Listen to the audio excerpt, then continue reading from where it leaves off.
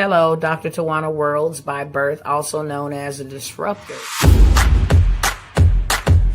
Did you know that millions who grew up in poverty also die in poverty? Have you ever heard the saying, what good can come out of the hood? Well, I'm here to disrupt for just a minute. Yes, I was that little girl that grew up in the hood, grew up in the ghetto, single mother, absent father, eating out of the trash can just to survive. But I was also that girl that determined way back then that I was not going to become a product of my past. And now I help others do the same thing. I'm not a victim, I'm a victor. I help men and women from similar backgrounds find value in their own vault and create wealth from within.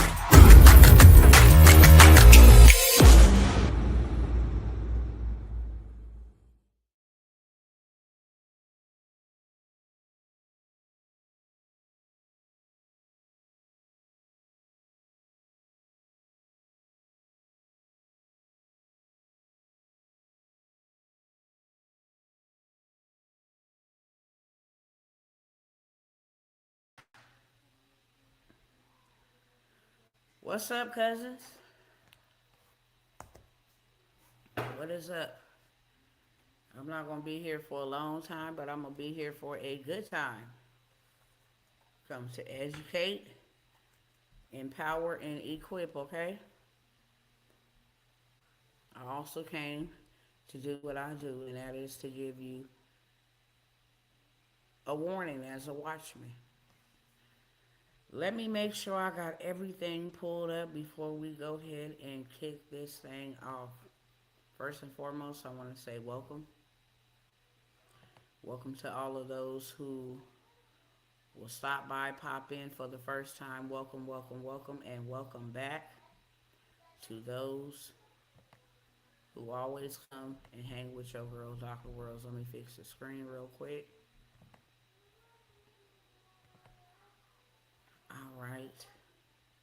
That should do it. All right, cool. Full screen. So, yes, cousins, welcome and welcome back.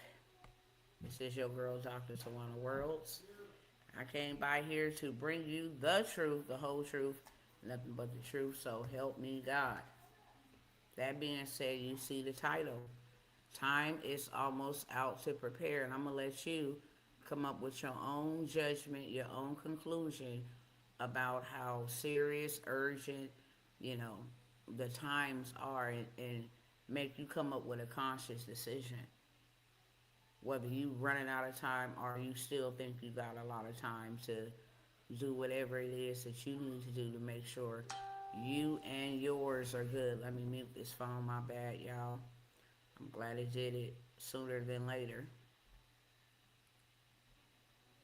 1 second. So with that being said, I'm going to kindly ask that you all share. Share this with somebody. It helps me beat the algorithm, number one. Helps me reach the people that I am supposed to be reaching. That may be you, that may be somebody you know. But you know what? It's one of the only things that are free. It don't cost you time and it don't cost you money. Okay, so go ahead and simply share. I believe we all need to be aware about what's going on. That's the bare minimum. Make sure we share this so that everybody comes to a place where they can make their own wise, conscious, smart decision for them and their family. Because really, that's what time it is. You have to be prepared, not only physically, mentally, emotionally, spiritually, for what is coming and what is already happening, okay? You have to be rock solid in your mind if you're going to be able to survive and endure. You can take it for a grain of salt. My job is not to convince you. My job is to warn you. Okay? I'm going to show you a couple of things here real quick. I had mentioned this. Let me see if I'm just going to go up and recap. Well, I'll start right here. We're going to start right here and just work our way up. How about that? You share my screen. I'm not going to try to take a whole bunch of time on this because I want to be in and out, like in and out. Okay. I stated on my last live that, Donald Trump had called for a nationwide emergency broadcast that was supposed to be happening on Thursday. Instead, it happened on Wednesday. He announced for it to happen on Thursday. It ended up happening on Wednesday, and this is what the emergency meeting to the nation was all about. I have also been sharing as much as I can when I can come by here how our power grids have been attacked. They say it's China, they say it's Iran, who knows? I don't see how we could have been the greatest country, but we're showing this much weakness. Weakness at our borders, weakness with our power grid, weakness with our water systems, weakness with drones flying over our military. I mean, I just can't see how we have always been the superpower, the greatest military force on the world in the world, the most wealthiest country in the world, and we have been this weak. We have been invaded, okay? We have been overtaken in areas. We are being replaced in our own country, right? And I must say this, every empire since the days of the Bible, the beginning of time, every empire has a certain amount of time to rule and reign. We may look at things in a natural perspective and say, hey, this person is evil, this person hurt me, this person is doing wrong to the world. Why haven't you taken them out if you're such a good God? If you're a real God, why is bad allowed to happen? And why haven't you taken them out? This system has oppressed your people for hundreds and hundreds of years. Why is this the wealthiest nation on earth, right? We have those questions. Well, God is just, number one, He's fair, and He's also very patient. Each and every one of us get a cup. How fast we fill our cup up is how fast we fill our cup up. Some people have just a drip. Some people have a running stream. Some people have a full blown turn on your faucet. It's just it fills quickly. But once that cup is full, it's judgment time. So you can keep on seeing somebody get away with stuff and you thinking they getting away. No, their cup is filling up. And when the cup is full, that is when judgment is executed. The United States of America cup is full. Been full. 2019, that cup was full. So everything that has happened since then and still happening while they're scrambling to try to save this country, scrambling to try to, you know, make it better, make it greater, whatever the, slogans is, it still can't happen. We're going worse and worse down the slippery slope. Debt is uncontrollable. We are invaded. We got foreigners taking political offices. You at war with everybody and their mama. Your own citizens, American citizens, are becoming homeless, renting out Home Depot storage sheds to live in on dirt. They can't pay their bills. This is the wealthiest country in the world having these type of problems. You can't take care of your own home. You can't take care of your own citizens. Yet alone, you trying to offer aid to Ukraine and to Israel and all these different places. And the people who make it available and make it capable of being able to send foreign aid, the American people that you are using their tax dollars to do this, is suffering. So Iran and China and Russia and Brazil and a whole bunch of other countries, to be honest with you, have said United States time is up. And we don't have to drop warheads and missiles and nuclear weapons on y'all. We can tap into your electricity, your power grid. We can topple you. I looked it up and went over statistics. that if they attack our power grid, how long will we be able to last? And 4 days is all we would be able to last. 72 hours. Matter of fact, 3 days. 72 hours is how long we could go before we would be utterly paralyzed, destroyed as a country. That is a short amount of time. If they attack our waters, how long would we be able to last? 24 to 48 hours, 1 to 2 days as a country if our grid, our electricity, and our water systems were attacked, which they have been attacked frequently. Okay? So, this national emergency that Trump declared on Wednesday, I want to say it was like the 25th or the 26th of August. This is what he declared. Okay?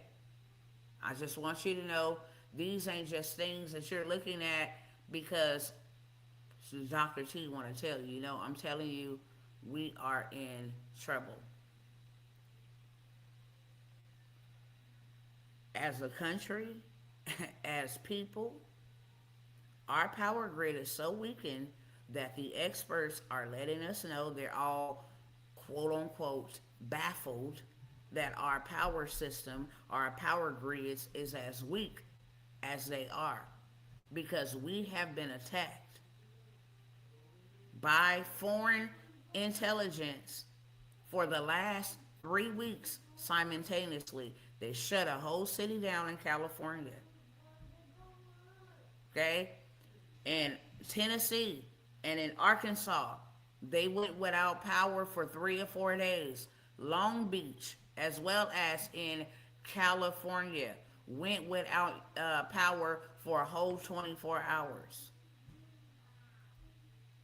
And the reason why we say Iran is because Iran said, "Hey, we just getting started.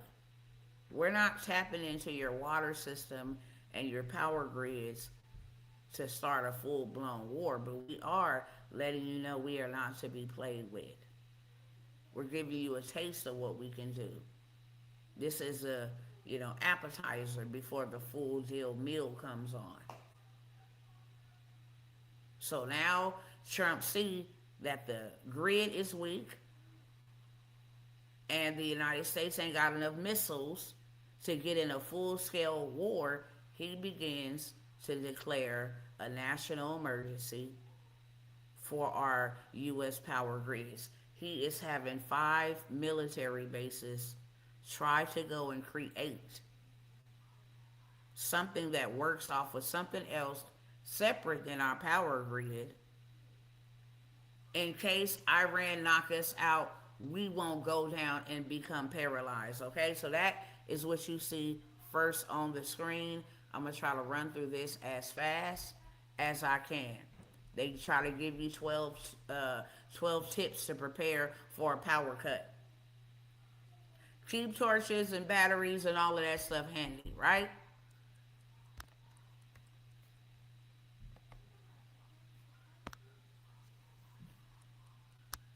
So, U.S. World News, U.S. power grid at risk of 18-month blackout with one city now in darkness for more than a week. Published August 20th. Updated August 24th.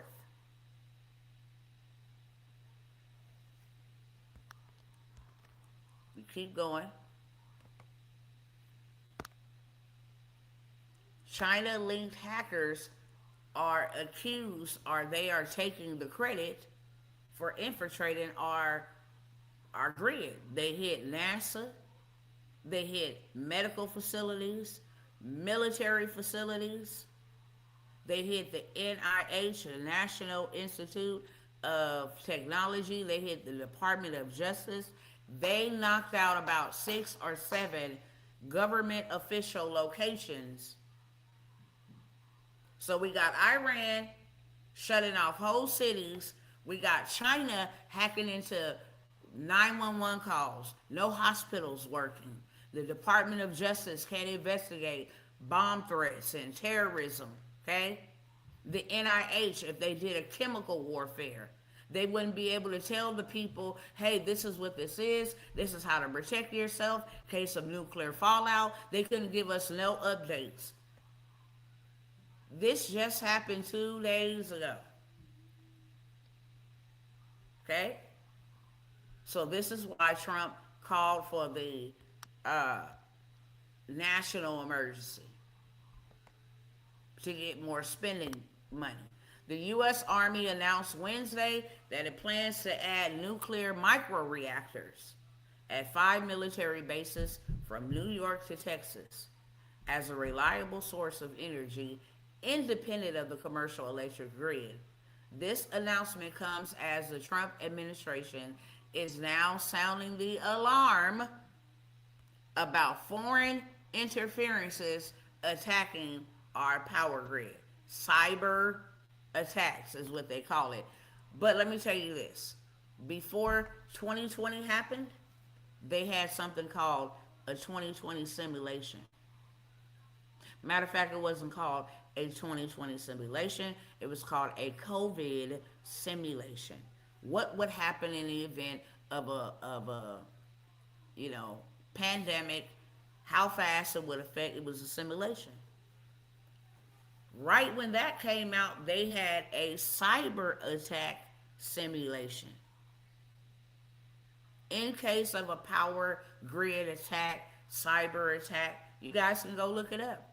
Type in cyber attack simulator 2020 2021. That is when they first start putting it out there. People still grappling from COVID, so they really ain't paying no attention. I watched it. It's like, wow. That's how I knew, because before seeing that, you think power grid, oh, we just probably won't have no lights. Okay, that's cool. I didn't been in dark places before. But when you get to thinking about you can't go to no grocery store, all they registers are powered by digital electronic technology. You can't scan nothing. Cash register can't come open. You can't swipe your debit card for gas. You can't go to no convenience store. You can't go to no grocery store. You can't go to no little corner store. You can't do no online shopping. You can't check your bank account. You can't check on your bread. You can't make no purchases. You can't hit up DoorDash. Can't shop on Amazon. Can't take a Uber. Can't go to work. A lot of our railways, bus, they all have digital for the passes, how to scan your monthly passes and your bus passes, your train passes. Everything, rental car. Get it online, social media, your phone. None of those things that we rely on as everyday Americans would work. So it's way bigger. Heart machines, breathing machines. It's way bigger than what we could even possibly imagine.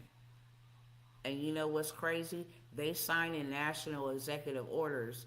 One thing I can say about Russia, if they know they finna get attacked, and I've showed video of this, they start preparing their citizens, putting them up in nuclear reactors or nuclear reaction facilities, where they like in this like igloo type of thing, pretty big, like an underground warehouse, but they'll be able to help themselves during nuclear fallout. They'll be able to survive under there. They have canned goods, beds, masks. They give them all the stuff. Biochemical, clothing and those big round things they put on it. They start preparing their citizens. They don't just solely rely on their military. The United States is the only ones. 9/11. Y'all was warned about 9/11. Before 9/11, they were telling you they were going to bomb your buildings. Every attack that has happened on American soil, they were warned. So now they're implementing national emergency executive orders, but they're not preparing us. They're not telling us, hey, every American should be going out, stocking up on, solar flares and solar lights, emergency lights, stuff like that. Army to build micro reactors at 5 bases. This ain't even gonna cover the whole entire United States. This is just from like New Jersey to Texas. You know why? That's where a lot of their AI data centers are at. And you know what's so crazy? While all them people for 2 weeks in Gary, Indiana had no lights, the AI data centers were still powered up. In Texas during that storm, when we were there, civilians, American citizens had no lights, but the downtown stadiums were lit up. Government office buildings, empty, closed for the day, were lit up. These people can give a rat's behind about you. 100%. They don't care. Never seen anything like it. FEMA, who was supposed to come in and aid people during the storm, was running credit checks. So you think you're going to get that relief money. That goes on your credit if you don't pay it back. They run a credit check to see if you get approved for it. These are things most people don't know. So they think they can lean on the Salvation Army and FEMA. They tell you in their clause. I pulled it up and showed the word. People were sleeping on the streets because their credit wasn't good enough to get the FEMA approved trailers. Lost everything. Now they sleeping on the streets. During a hurricane, no, you must prepare yourself. And they're not telling us to prepare, yet they're preparing. You cannot make this up. Here it is, the military is preparing to build micro reactors, okay? Because they know we're going to be attacked. It ain't no if we're going to be attacked. You don't even make these type of moves, spend this money, start putting people in position, start having things built, unless you know it is a credible threat. And you know how they know it's credible? Because they didn't already tapped in to our infrastructure. White House declares national emergency over electric grid threat. They declare a national emergency because now they get to spend more money. Now what wasn't in the budget for 5 nuclear reactors to be built is now in the budget. Billions of dollars will go into this. And who do you think is paying for this? People steady clocking in 9 to 5, paying them taxes. Even if you ain't clocking in 9 to 5, you still got taxes to pay. And I showed y'all. And the reason why I showed y'all and brought this up to y'all, not only because it happened in UK, but they were having talks of the United States being in so much debt and got this war with Iran and got this war with Ukraine and got these different wars, Canada trade war, you know what I'm saying? Venezuela, they got all these little wars with the cartels in Mexico. They got all these wars. There were talks about them being able to take our money from the bank to fund the war. So I went and looked it up. Had it ever happened before? Yes. UK woke up and said it is the duty of every man and every woman to do their duty in this country. We took your money. We needed it to fund the war. And 100 years later, if they even alive, now they coming back talking about we want to pay back them people from the first war. So I went to go look it up. Banks moving funny, experts saying stuff. They telling you to get your money out of them banks. They are preparing you themselves. Can the United States, and I want y'all to see it with me. Well, y'all don't think I'm making nothing up, because I'm not.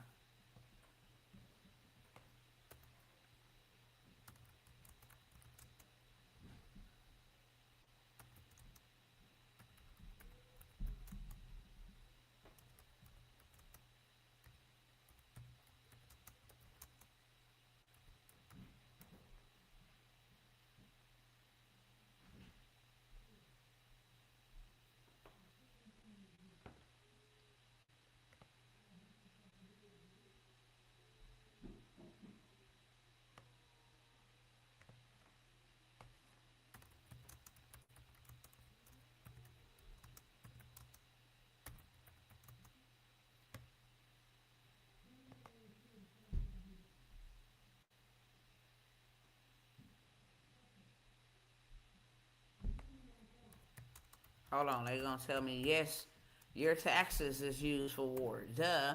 I'm looking for the bank. All right.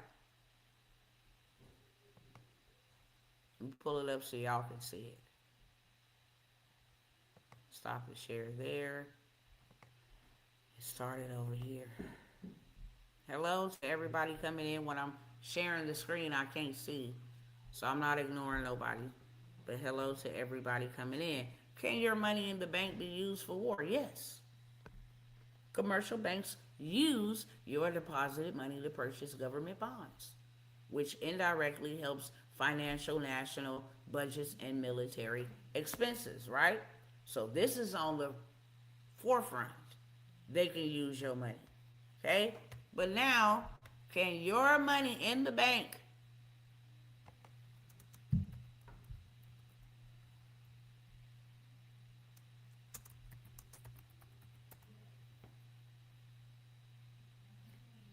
okay?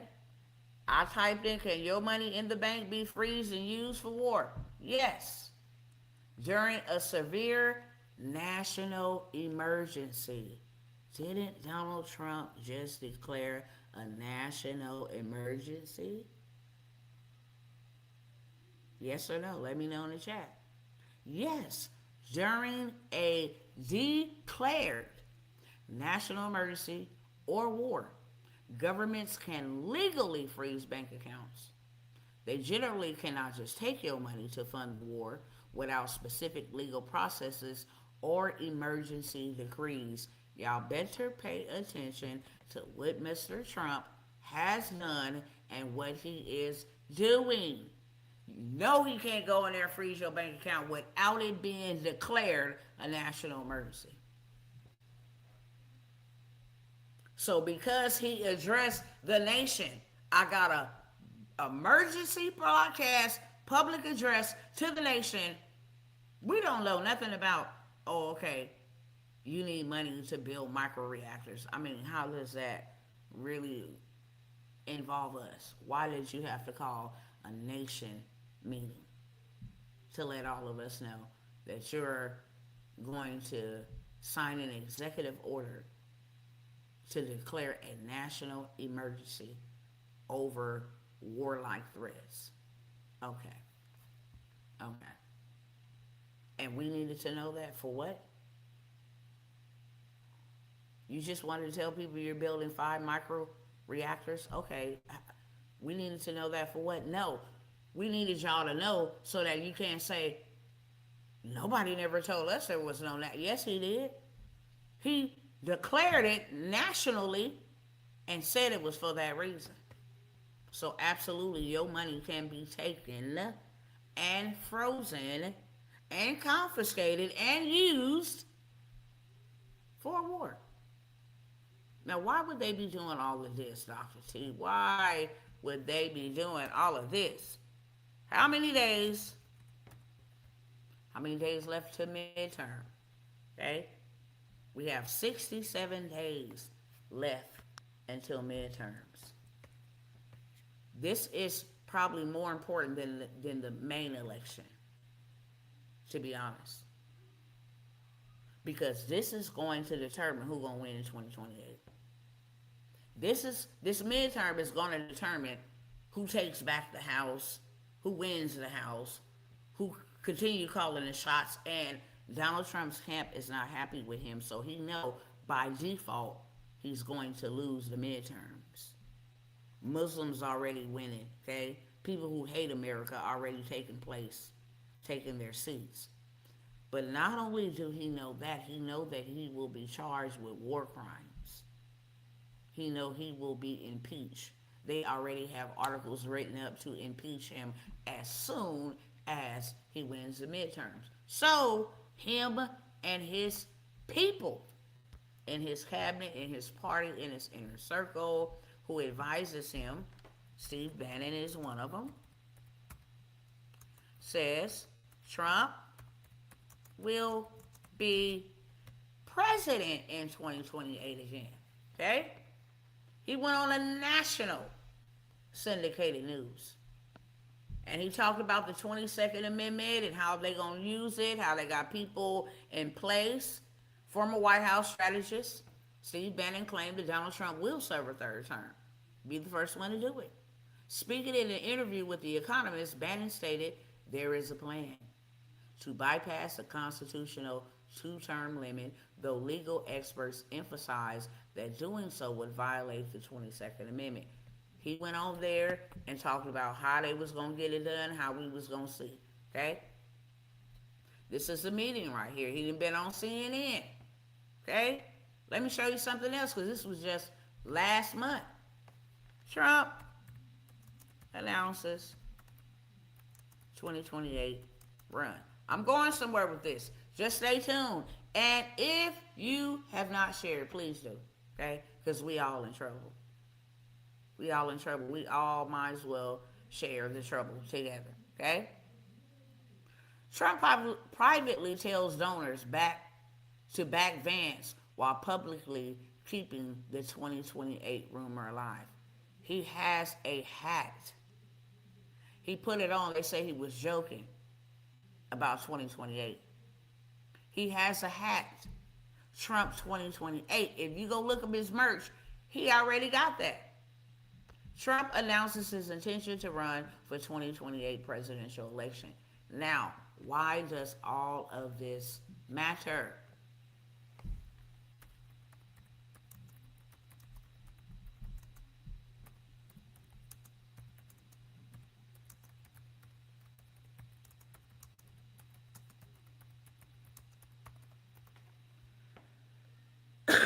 Excuse me. I typed in, Trump says there will be no elections if war breaks out, because I watched the interview of him saying it.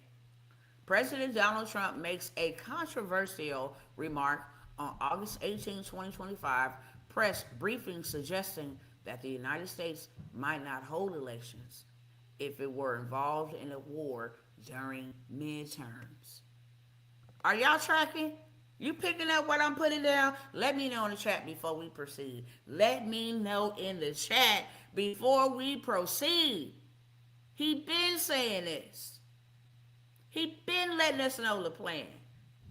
If a war break out, ain't no elections, meaning ain't no midterms, meaning I get a third term by default, whether you like it or not. I will be president in 2028. Why? Because I will provoke a conflict. I will create a conflict. You don't know how deep this gets. Trump ain't going back to prison. Trump ain't going to prison. He ain't finna be on court trial anymore either. Trump ain't finna relinquish the post. Y'all tracking? Because we ain't moving. We can wrap it up right here. Y'all let me know. Talk black to me. Trump made a controversial remark. You see it with your own two eyes. I don't have to lie to you. Believe nothing of what they say and all of what you see. Donald Trump made a controversial remark during an August 18, 2025 press briefing suggesting that the United States might not hold elections if it were involved in a war. And here we are, 67 days from the midterm elections.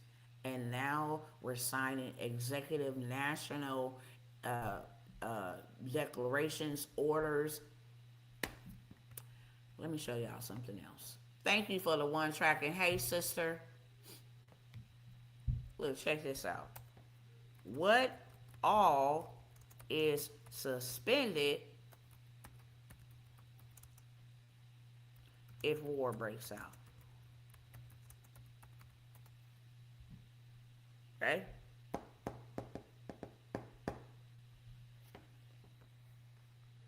Do y'all see those big two bold,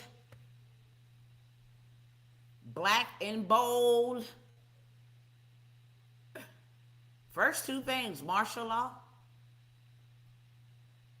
is and will be implemented, or a national state of emergency, which Donald Trump just declared on Wednesday, August 26th. I hope y'all tracking with me. If you ain't shared this, share this with somebody, whether they want to hear or not. Legal and constitutional rights go out the door. It's called a habeas corpus. Oh, they can jack you up, throw you in prison, lock you up indefinitely, no trial, no court date, no judge, no bail bondsman, all that suspended because we're under law. We're under martial law. We're in a war. We're under martial law. Civil war. Blacks start fighting whites. Race war. Asians start fighting blacks. Blacks start fighting Hispanic. It don't matter. Civil court jurisdiction. Freedom of movement and assembly. You can't go anywhere. You ain't got no protection against warrantless searches, such as searches of the home, where military personnel can waltz their behinds up in your house without showing you any type of documentation stating they have the right to be there. E-commerce and the economy, the option to go out and buy and do, consumerism and all of that stuff. Financial markets, communications, your phone, broadcasting, TVs, none of that stuff will work. Civil aviation, commercial flights, you can't fly, you can't go here, can't go there. The labor, the voluntary labor and the right to strike. If they want you to work 365, 24/7, you gotta work. Okay? You don't get paid for your employment. Oh, what cannot be suspended? They cannot torture you biologically or chemically with weapons. The humane treatment of prisoners of war, meaning if they capture other people, they got to treat them decent. The ban on targeting medical workers, journalists, and religious chaplains. They can't attack you if you're religious, if you're a journalist, or if you work some type of medical facility position. Okay? They can't restrict you from moving. That's what I'm talking about. They can't say you can't go to work. But everything else, the powers that the president could yield against us is catastrophic. 100%. Okay? So let's stop the share there. Let's go back over a couple more highlights.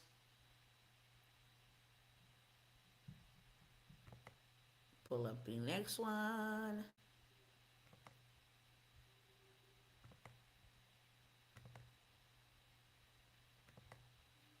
See, people don't like to hear the truth, but somebody got to tell it. They ain't going to be able to say they didn't know. Declaring a national emergency to secure the United States boat power system. This is what they want us to think. Oh, it's for your safety. Man, do you know what could happen? I took a screenshot of this, but there is a video about them warning Haitians to leave here immediately and why. I hope I sent that video to myself. I really hope I sent that video to myself. Okay? Think y'all should see this because I've spoken a lot about Mr. Trump and his world financial system that now has been found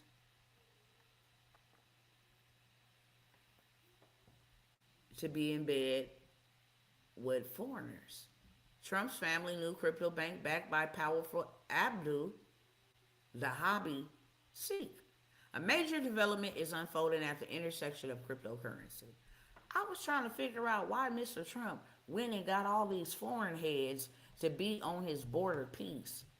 And why was he taking $100 million of the taxpayers' dollars to fund his border peace that has all foreigners on it? Okay? When they first started this bank, we didn't see no Abu Dhabi, Zahabi, Sheikh name nowhere on it. According to a new report, Sheikh Tanoun bin Zayed Al Nahyan, the United Arab Emirates National Security Advisor and brother of the UEA president, and his co-investor are behind an entity holding a massive 49% stake in the holding company created for World Liberty Financial new banking venture. An entity affiliated with the Trump family reportedly holds another 38%.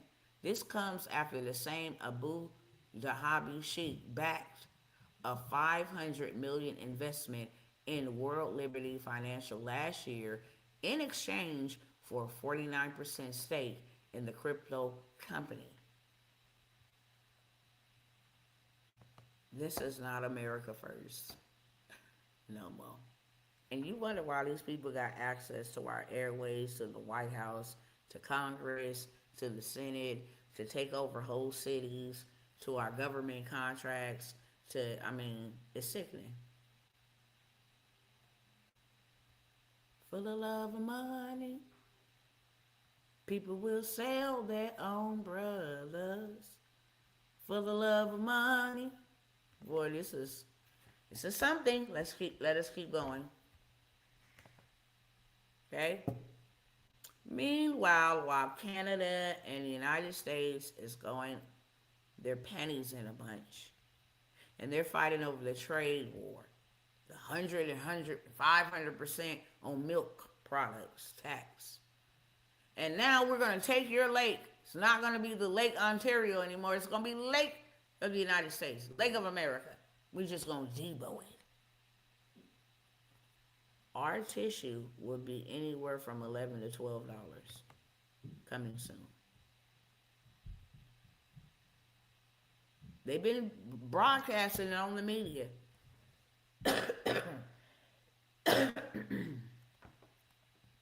This demonic code, or whatever this is that's left. This is like 3.5 weeks. Excuse me for the coughing, but I am trying to clear my lungs. Let me go up here, because how did I kick myself off real quick? Go back to where we was at, okay? But yeah, get ready to go from $4.99 to $11.99 for some toilet paper. And don't have to stock up in case of a power outage. Don't have to stock up in case they attack the power grid. Don't have to stock up. Nah. Paying $11.99? Yeah, y'all might as well get y'all some newspaper or something. Cut up some cloths or something. Okay? On top of the Federal Reserve Chair, Mr. Warsh, he want to let everybody know that the rate hikes may be needed as U.S. inflation remains elevated. Okay? Current rates may not be doing enough to slow the economy and bring inflation towards the Fed's 2% target. He pointed that strong consumer spending and business investment as signs that the economy remains resilient. We're getting ready to get another spike on prices because the prices that we got now to cool the inflation ain't cooling it.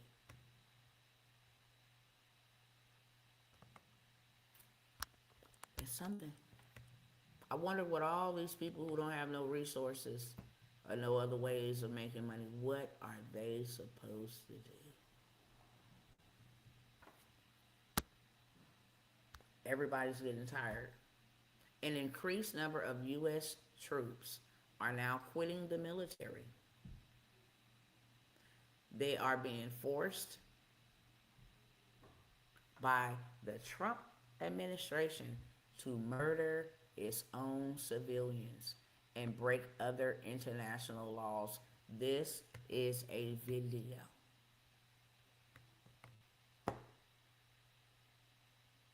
Thought I was crazy. I'd be like, yeah, if y'all ain't seen that movie Civil War, you might want to go see that movie. I don't promote other people's, corporations and big old rich production, companies and, these mass media. I don't ever promote them. No, you've been greedy enough. You lied enough. You deceived enough. But I told everybody to go watch Civil War because God told me to go watch it. And when I watched it and came to the realization that the government was killing their own people, you didn't understand the movie until the end. Only journalists, nurses, and the military were able to move around freely. Everybody else couldn't move around. You was burnt up, you was shot down, bombs were dropped on you, the whole 9 yards. And then come to the end, it was the president doing it. And I mean, they are leaving. Half of them are being indoctrinated and brought into the Muslim faith in the military, the United States military. So they're being converted, and the rest of them is saying, look, y'all telling us that by us killing these foreign people, I shared that here too, that we are ushering in Jesus Christ. Did y'all go look that up? Let me see if I can pull that up while you're looking at this. Hold on. Because it is treason to kill your own. A military man can't kill a civilian. Nah, you can't kill your own people.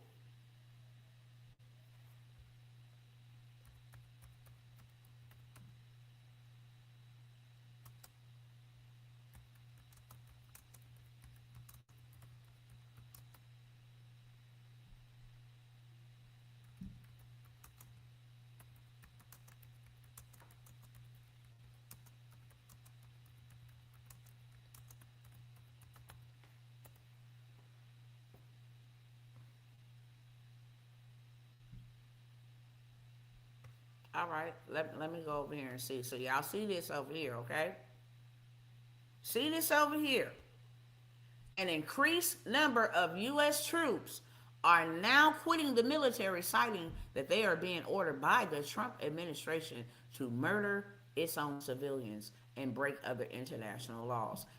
Let's stop that there, and let me come over here to this share. Because this was just like a month ago.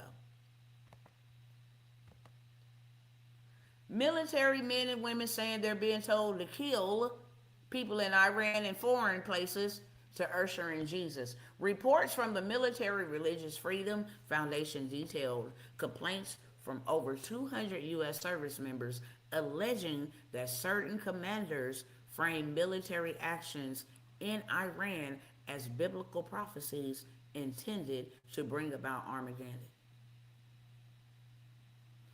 They were being told by the same administration that by them going over there, unaliving them people, they was doing the Lord's work.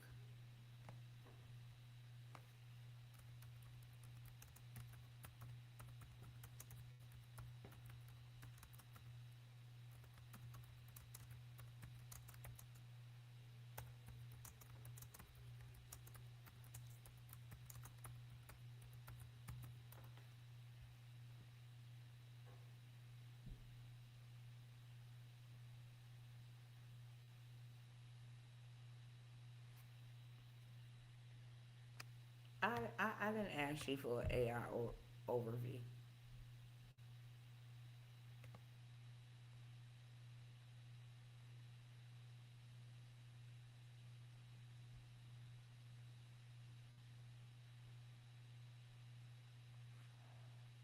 I think I let me see what the news channel was. Katie Tur. Okay, hold on. Katie Tur. Let's see.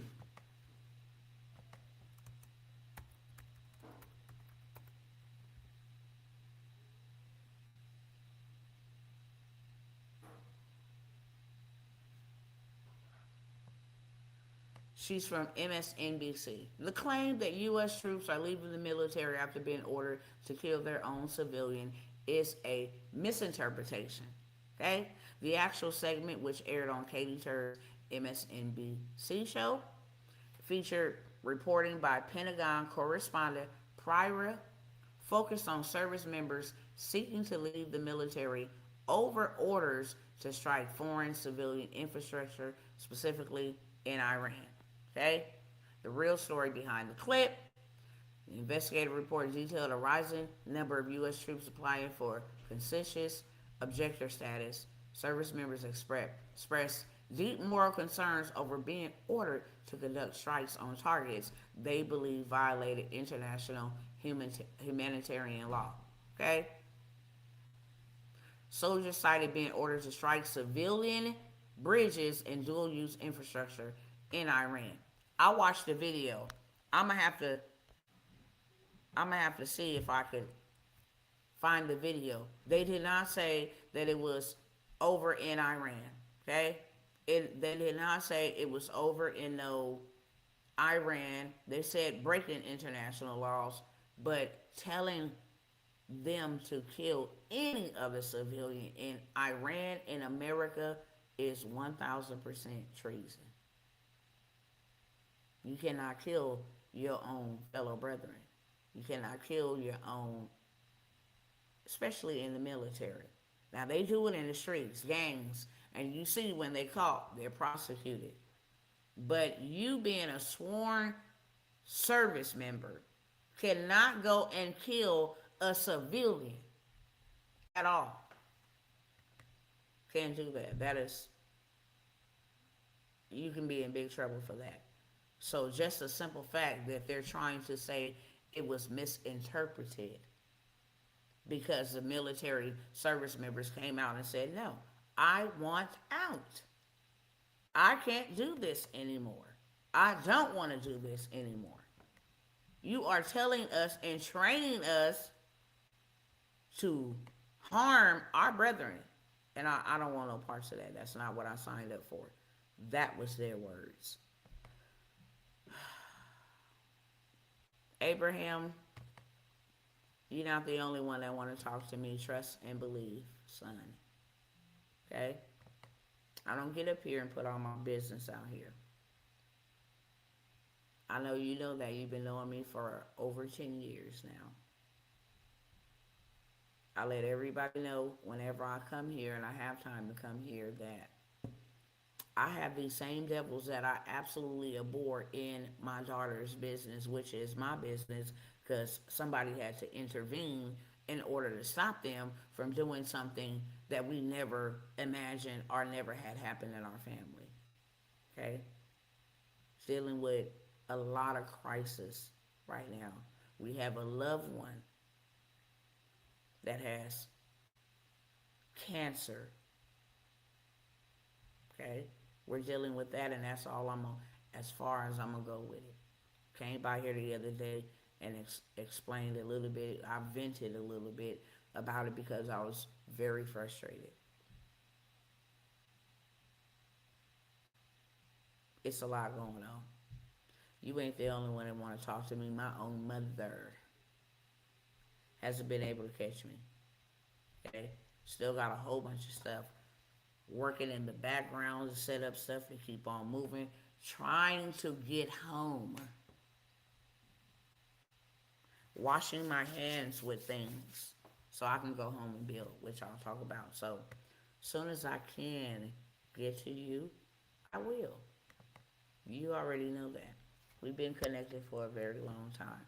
Right now, it's just people see an hour or two me sitting here. You've noticed even the lives have been in and out. I don't have the time to do that because I'm doing this and this. There's a meeting over here now for this. It's a lot. Okay, that's all I'm gonna say.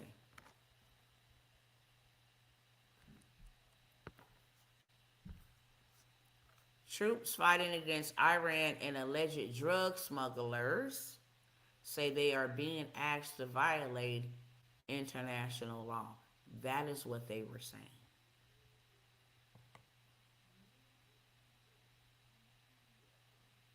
That is what the soldiers were saying. You want us to do some illegal activities and you want us to harm our own.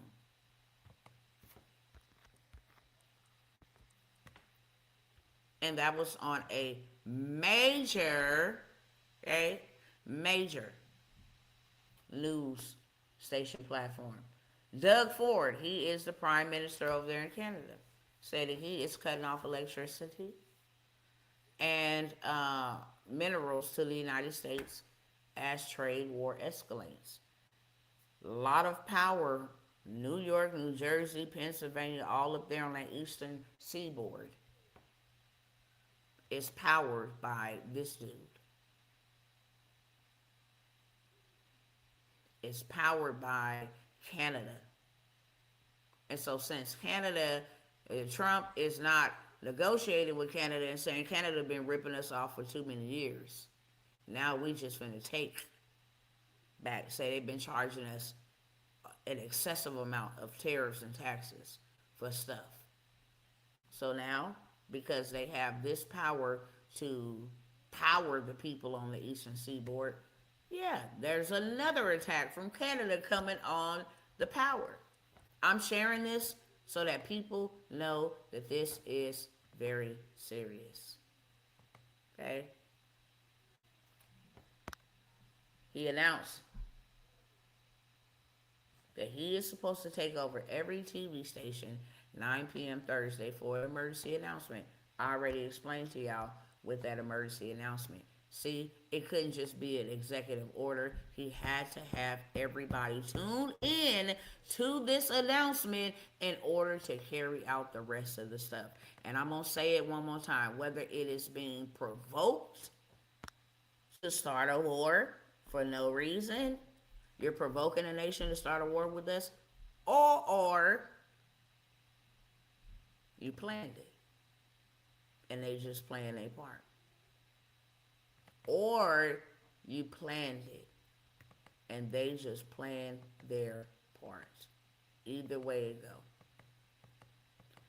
Let me see if I got this video. I got a couple things more to share with y'all.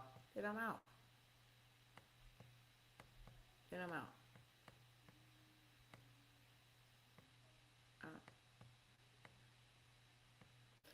Oh, I really wanted to show y'all this because y'all be thinking when I be like, oh, go check out the movie 2012 or go check out, uh, the movie Civil War. Y'all be thinking, I know it, okay? If I don't know nothing else, I'm going to tell you something real true about Zaki. She walks with the Lord. I wouldn't be able to live and survive all of the things that I have had to endure, still going through, dealing with without him. And I don't have to be present in your house, in your room, in your conversation, especially if you conversating about me. He's my Father, and the Holy Spirit's job is to lead and guide me into all truth. So he lets me know, when you get on here and you say this, these people be thinking you crazy. Yet and still, everything that I have been saying for the last 10 years, not one thing has failed to come to pass. Not one thing. When he say speak, I speak. If he ain't said that, I'm not going to be like, yeah, God told me. No, you ain't going to never hear me and ain't never heard me do that. But when he say speak, I'm going to speak. When he say warn, I'm going to warn. When he say this, this is coming, do this, I'm going to do that. And when he tell me to be quiet and go back and pray, and when he tell me to move on and shake the dust off I'm going to do that too. I'm living this life for him, not for me. I will not spend all of my life suffering on this earth the way that these systems have been set up to make us suffer and then die go to hell suffering. Not me. That will not be my portion. Okay? Let me show y'all something. Y'all be thinking I'm crazy when I tell y'all to watch these movies. And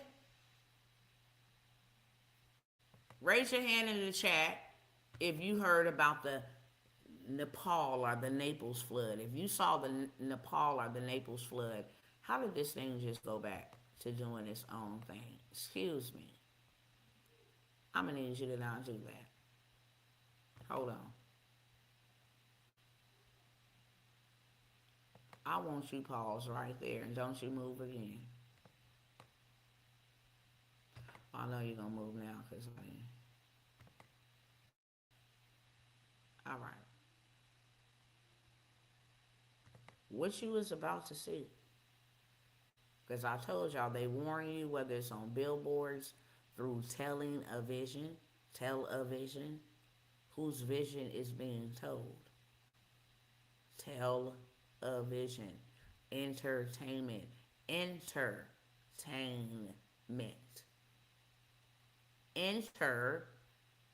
go in. Tame comes from the word detainment. Okay? We don't know the real meaning behind words and wordplay. Okay?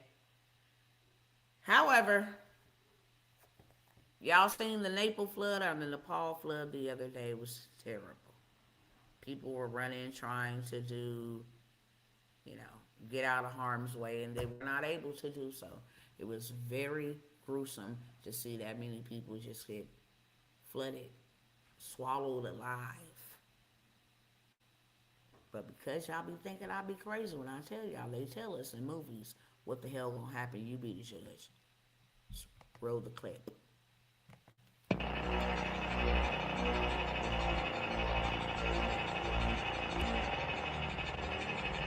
Pay attention.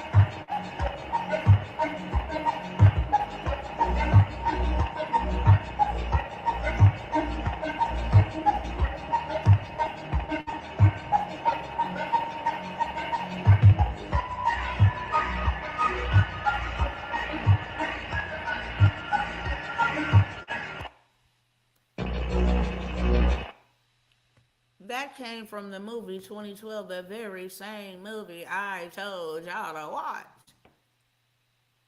Exactly what just happened in Nepal or Naples is exactly what happened in 2012. Watch it again.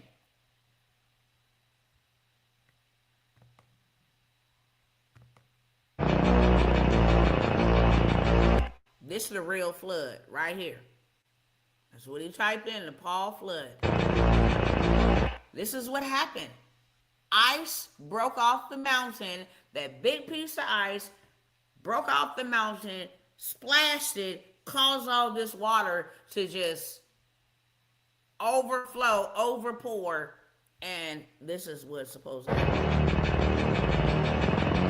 2012 movie he typed in. See the exact same thing. This is the area in Nepal, same exact area in Nepal that just flooded. This man is in here doing his little witchcraft, I guess. That's the same flood, the ice that breaks off the mountains that fall into the water that drown them. It's the movie.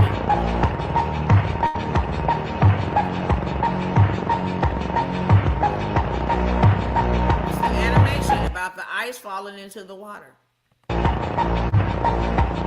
is exactly what happened, and it flooded this whole entire place. Okay? Just wanted y'all to see that. Can't attack you without telling you. Hawaii, that was also inside of another movie. Charlie Kirk, that was also inside of a movie.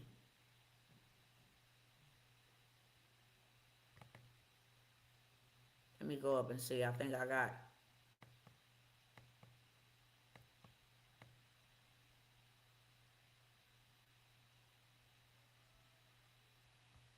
Let me go over here.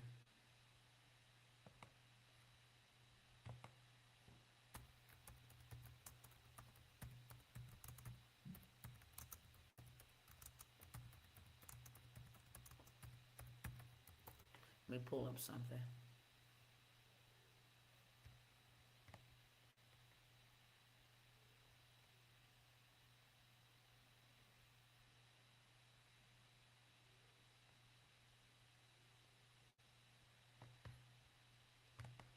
Let me turn this one off. Hold on. Uno momento. I gotta close out a tab.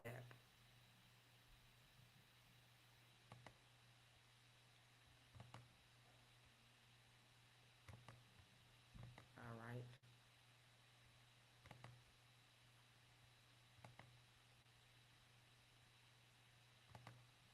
About the housing market is going viral as more and more people are now converting Home Depot sheds into homes. Some people are even afraid that pretty soon private equity will take over the shed market as well.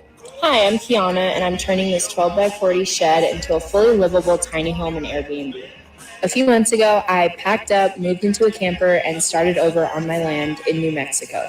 While I'm living in my RV, this shed is becoming my biggest project yet.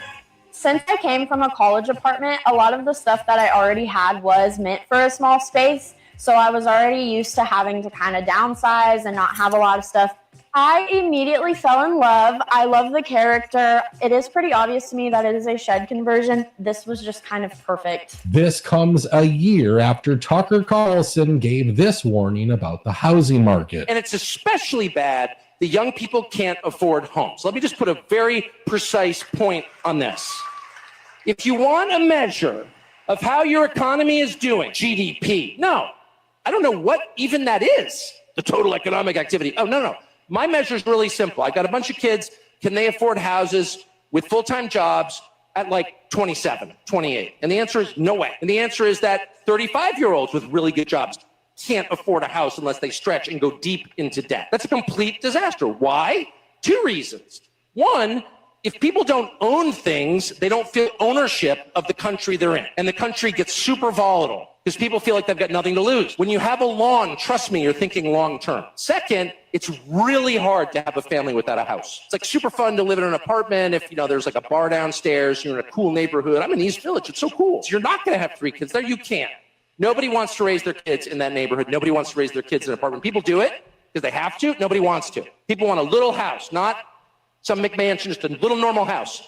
That is the actual American dream. And that They can't do that.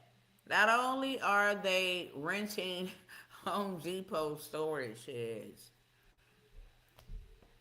they got whole tent cities. They are so desperate to just stay off the street, to where they are making like home tents, 1 and 2 bedroom tents. And this is what people have to resort to because they cannot afford 2 and 3 bedroom apartments, rent houses, not even homes, apartments. Let me make sure. I wanted to show y'all something else. Share with y'all that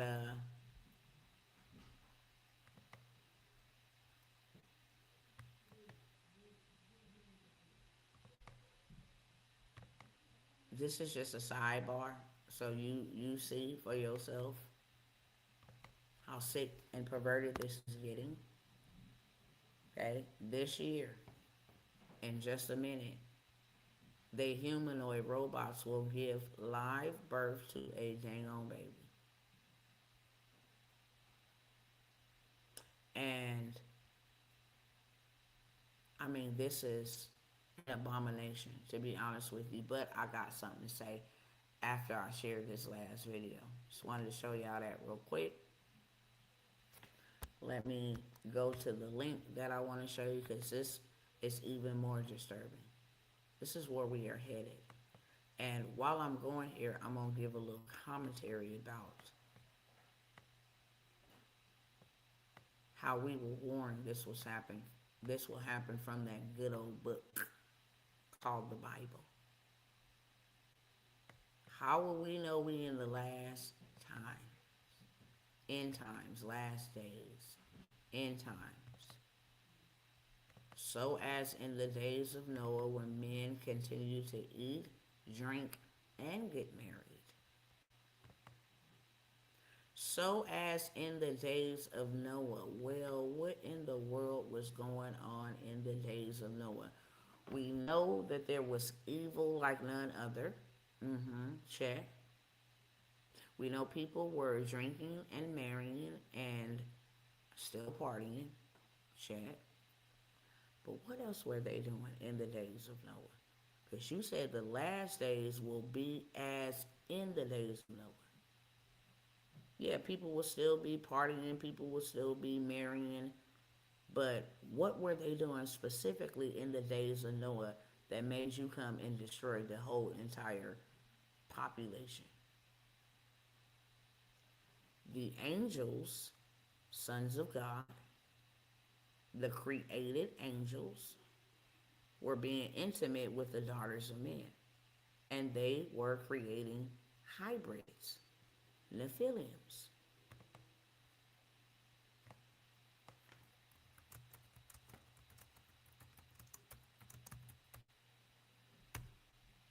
Okay, don't take my word. I just want you to see real quick.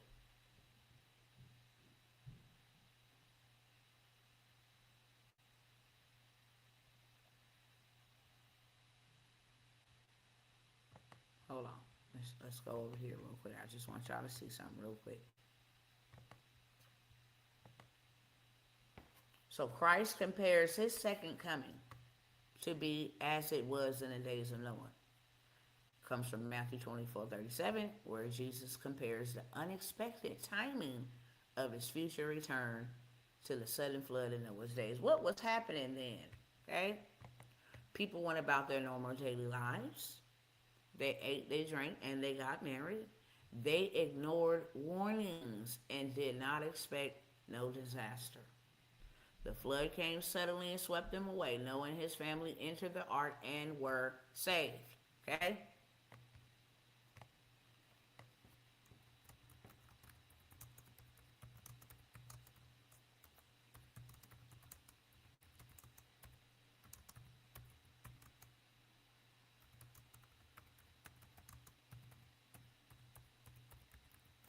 Okay?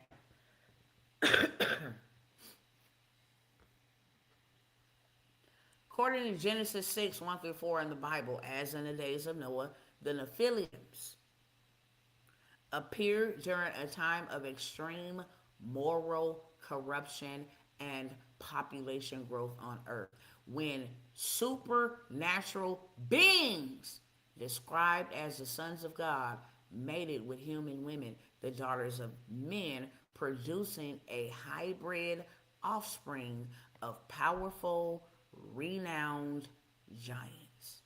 Call them warriors, giants. Human population was increasing, but the thoughts and intentions of people's hearts were continually evil. Scripture notes that the entire earth was filled with violence and corruption, leading up to the divine judgment of the global flood. Hold on, you guys. Honey, you expecting something? Sabu, Dad expecting something? Hold on 1 second.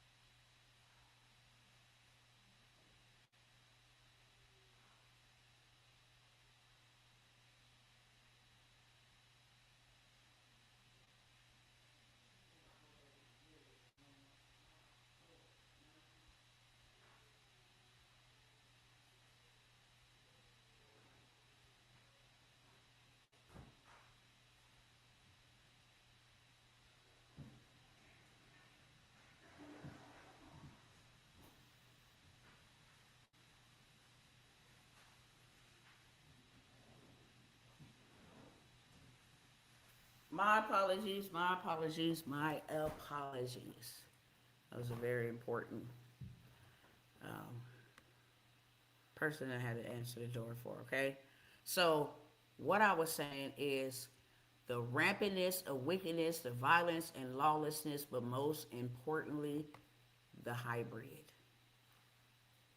That's what was happening in the days of Noah, and that is what is going to be happening in the last days, as in the days of Noah. Want y'all to have a look at this. Tell me your thoughts.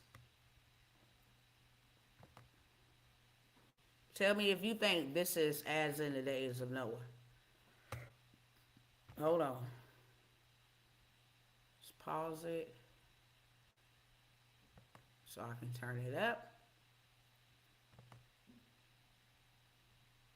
Okay, and here we go. Yeah, we might be fucking doomed. So this Excuse the company language. named Somnia Lab is building their first ever intimacy robot, and it's apparently going to be called the Love Machine. And you can see they're using a human to train the AI. Now this robot's gonna be 5'9" weigh 44 pounds, and can perform around 165 movements. So there's probably hours of footage of this dude literally humping the air. But it gets even worse, because they're apparently not just trying to make this an intimacy robot. They're planning to have this robot remember you, learn what you like, and basically develop an ongoing relationship with you. I mean, bro, that shit cannot be fucking healthy, right? Yeah, we might be fucking doomed. So this company named Somnia Lab.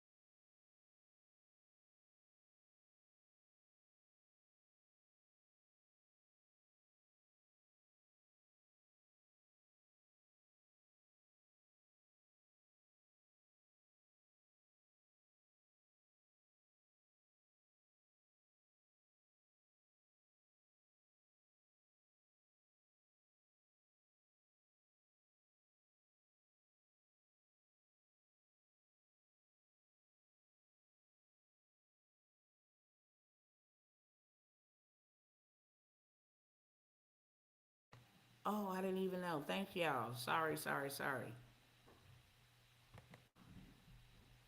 What y'all think about that? As in the days of Noah. As in the days of Noah.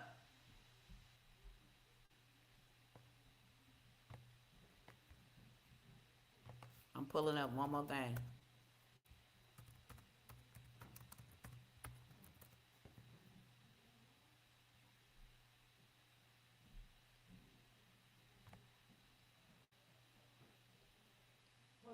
Huh? Just hold on. I'm on the live. Why you didn't come down here? Yeah, I'm on the live.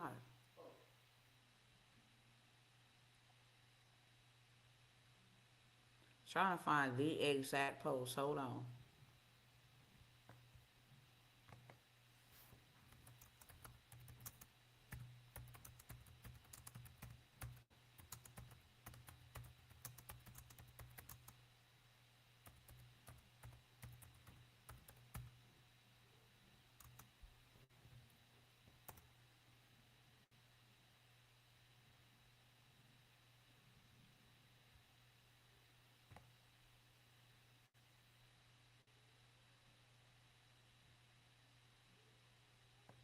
Okay, here we go.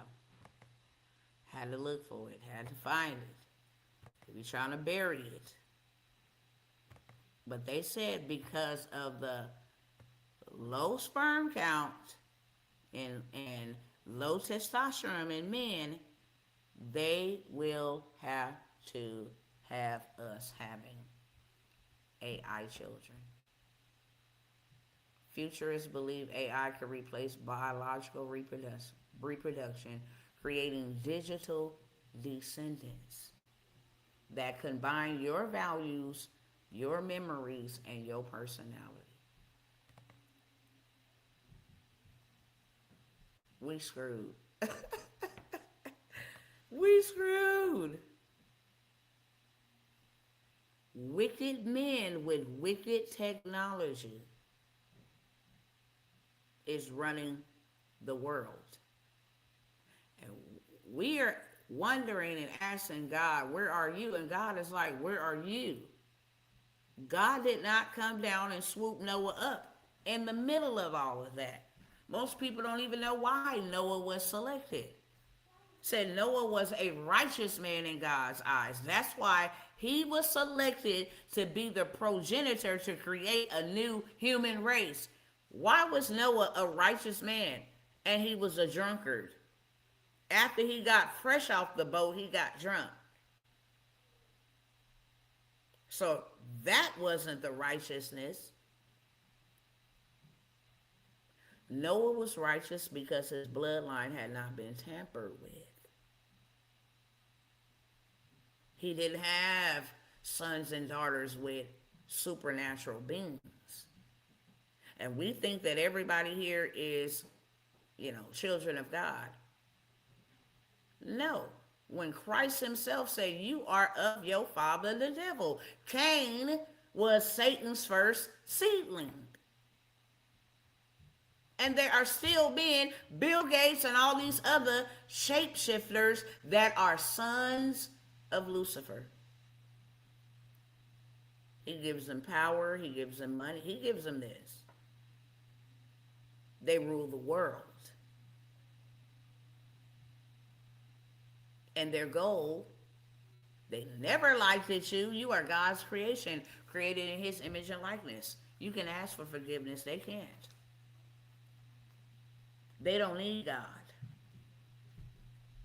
They feel like we need to get rid of everybody who think they need God. We have everything that we need. We're billionaires. We run the world. We run the technology. Now technology can be in all places at all times. We can monitor and track people trying to be as God. Omnipresent, omniscient, at all places, all seeing, all knowing. He's the only one that can do that. And now you're trying to create a replica. And see, this is what we forget. Satan was in the courts. He was the highest ranking archangel that ministered to God. He knows the way God has his program set up. He knows how God has his system set up. Hierarchy, ranking, he knows that. He was there. So what he come down here to do? Reduplicate with his own twist and spin. That's why you can work without God. We're supposed to trust God daily. For our food, clothing, shelter, we're supposed to trust God. Take no thought about what you should eat today. But the job, workforce system, now we know what we're going to eat when we get that paycheck. That is a system outside of God. All these systems are systems outside of God. This is not a physical battle. This is a spiritual battle. You know what? If God didn't come down like he could have with all his might and all his strength and rescue Noah in his time from what's going on, he told him to build and he told him to prepare in the midst of all of the wickedness he was surrounded by. Why do you think you're any special? If he didn't come get his son off the cross,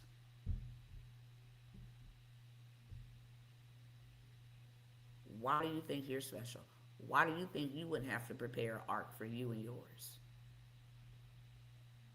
Why would you think that you would be given any special treatment than what other apostles and prophets and men and women who walk with God had to endure? Why would you think you would have to go through anything? Many are the afflictions of the righteous. Not righteous in behavior, because your righteousness is of a filthy rag, but righteous in your bloodline. You got the blood of Christ on the inside. Okay, you righteous. Where I see my blood, I won't destroy. Yeah, 100%.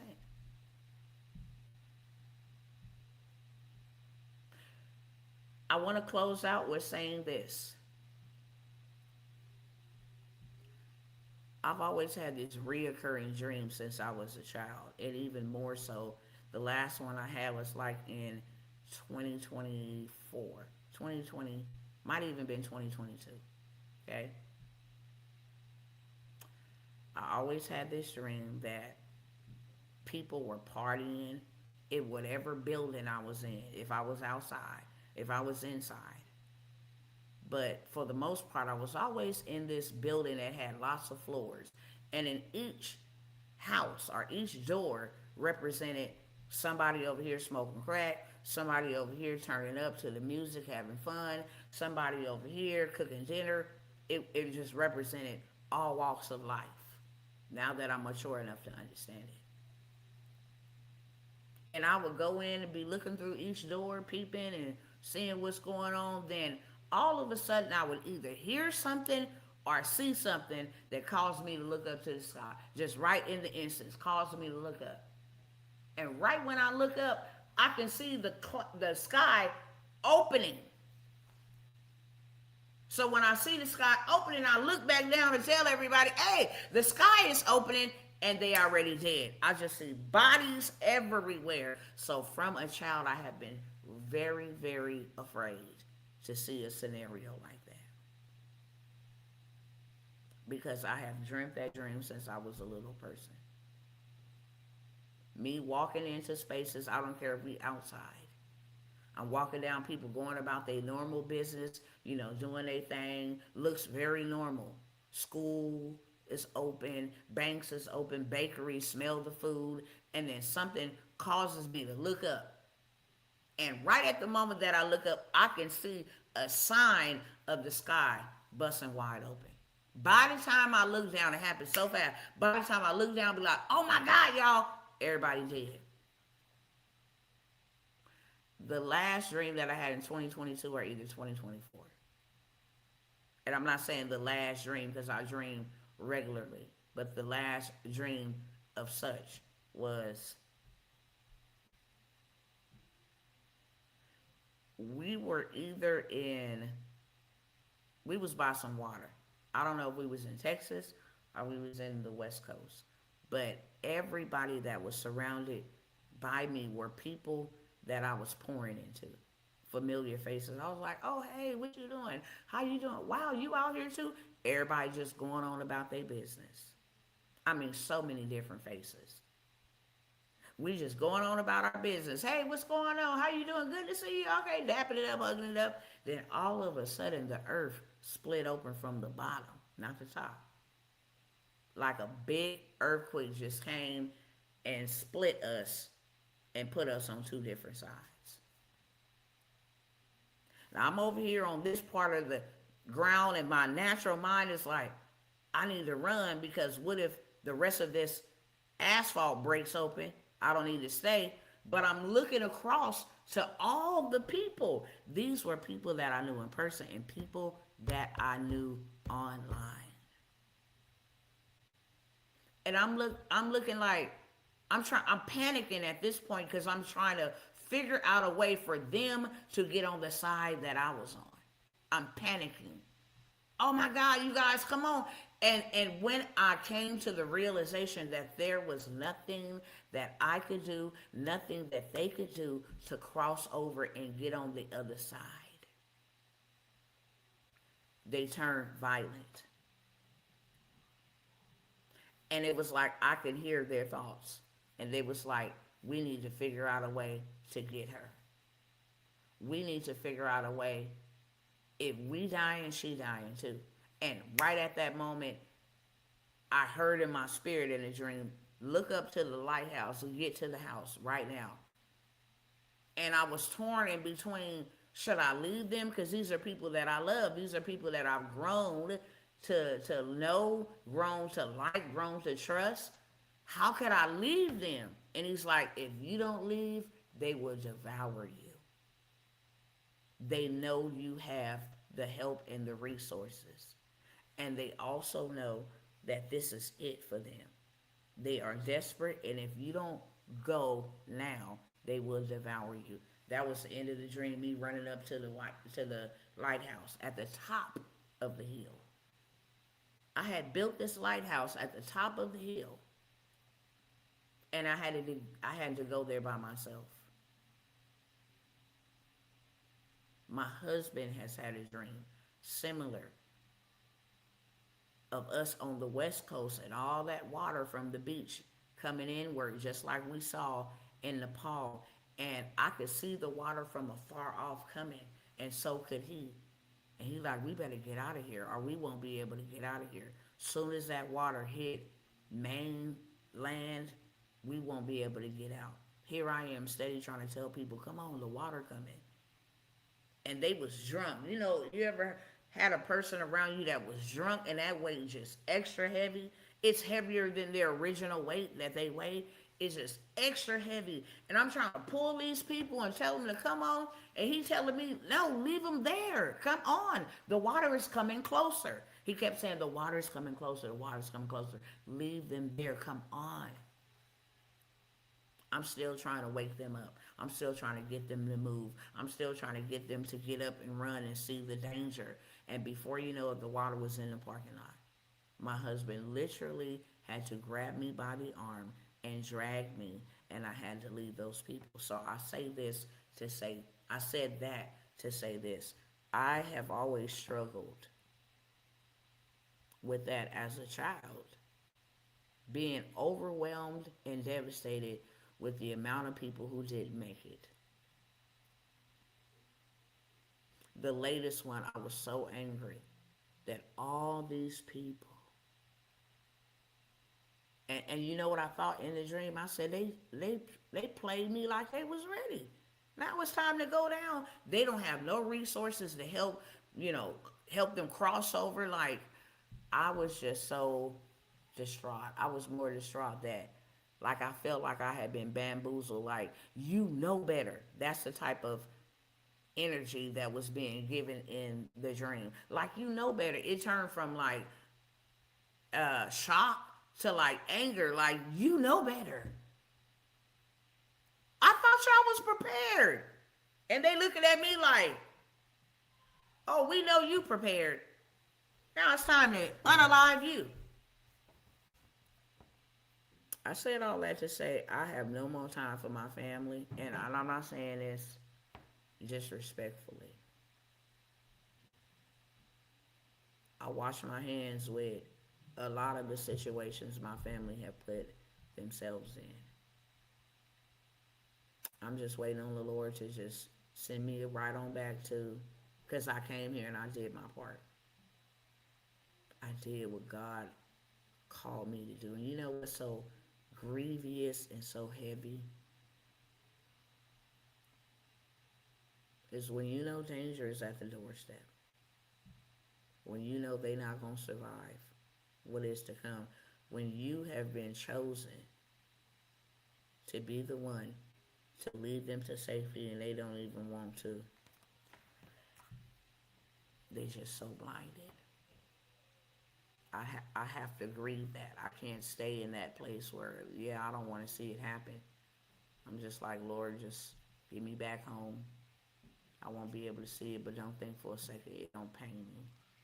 Don't think that it don't pain me, it don't hurt me, but what you're not finna do is thwart, abort, hinder, or hold up what God told me to do, because then I'll be in trouble with him. And ever since I've been out here, I don't think it's been one day that I've had some rest or some peace from something. Not one day. You would think when you have grown children that, it's more helpful. Nah. And I'm not saying anything negative about my children, but they have been the neediest. And you want want to show up and you want to make sure that the enemy don't get to take out no more of your children, no more of your family members. But look, I'm on to something different. Like, time has been stalled and hindered, and the enemy can't do it no more. At the end of the day, it's in the Lord's hands. Whatever way you will it to go, I'm good with that. Your judgments are just and they are true. But I will not be stopped. I will not slow down. I will not be hindered. And just the same way that I feel about my family, I feel about my spiritual family. I feel about you all. Some of us I know probably won't cross paths again. Some of us will. Some of us are already connected. I'm not wasting any more time telling you what's up. Because we don't have any more time to just talk about it and sit around. We talking about, God, where are you? God is like, where are you? What are you doing about the evil that is being allowed on your watch?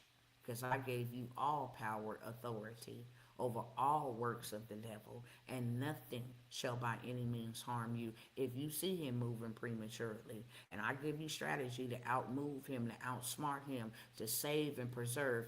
Your best bet is to follow the rules. I've never been the one like, oh, I can save everybody because I can. I've never had that thought in my mind. But I have always been the one that I can reach 10 or 12, you can reach 10 or 12. We just hit 24 with just 2. 2 more can reach 10 or 12. Now we got 48 with just 4. God's math is totally different. One can put 1,000 to flight. 2 can put 10,000. His math is totally different. And for the last 5 or 6 years, he have been calling me to banter together with a tribe that will not only be obedient to him, but that for their obedience, he would position them really well.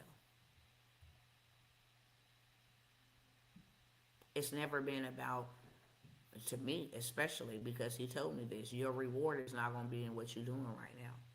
Your reward is going to be, it's going to come to you in what you've done. Today is the present. You're not building for your today because it's a gift. I gave you the gift to open up your eyes and be in the present. Past is gone. It was yesterday, last week, last year. Can't do nothing, can't change nothing about it.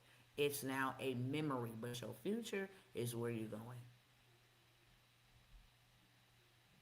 So what I'm telling you is what he told me today. The one that was called a wicked servant was the one who was given the ability to do something and didn't do nothing. You didn't build from God. You didn't steward what God asked you to steward. You were caught up in this world system. You started analyzing things from a worldly perspective. Oh, I see that you're a hard man and that you harvest where you don't sow. That's what the servant said to him. That's why I didn't do anything with the talent. He said, well, if you knew that, you could at least went and put my money in the bank and gave me some interest. So you was able to see that and you still wasn't able to discern what I could do. If you didn't want to work it, why you didn't just go put it over there and let it draw interest? So he called that servant lazy and wicked, because whatever God has given to you and to me is not for your luxury, it's not for your comfortability, it is for multiplication. What are you doing with the resources I've given you? Are you multiplying them? What are you doing with the talent I've given you? Are you multiplying it? The family I've given to you, are you preserving so that there will be multiplication? When Noah and his children got off the boat, they went to work so that they can fill the earth and populate it righteously again. Righteously. That is our job. I can't wait on anybody. I'm not gonna beg you no more, cousins. Y'all know I've already been pulling back. Okay, we used to have this, now we don't. You used to can get in on this, now you can't. You used to go ahead and take advantage of that, now you can't. Because now it is time to pray like never before. Now it is time to confiscate, build expeditiously, buy up all that we can, not for today, for tomorrow, for our future. If God gave you access to all this land that you can buy for, you don't even gotta buy it. They have something called um, adopt to own properties, mow to own properties. So many ways you can acquire land, which should have been the very first tool, asset, resource you added to your portfolio. Because that ensures, I don't care how much cash you got, cash is trash. And once they cut it off, you will have nothing but paper. That's it. You have no preparation, no saved up, stocked up, nothing. All you got is paper. They've been making us work for paper and to pay their bills. That's it. Never ever able to work to save up something or stack something or change something, build us something. No, you work to pay the bills and build our empires and our corporations, and let us build more things that lock you out and keep you out, keep you dependent upon us. You own no water, but we own water, thanks to your labor. We are living in very perilous times, and it's going to be the last time, to be honest with you.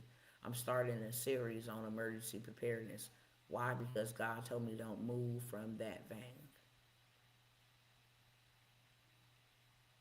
Whether they hear or they forbear. Don't move from that vein.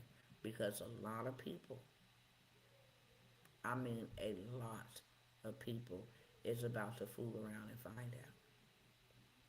That's a clean version. We getting ready to get into Teshuvah. A lot of people don't know what that is. Me even saying that sounds like something foreign. 40 days where you got time to examine yourself before Yom Kippur. These are all dates God, the God that a lot of people claim they serve and they know told us to observe forever. The last time I shared this was in 2023. Every year has been a custom since I learned how to observe it. Take the time to evaluate myself.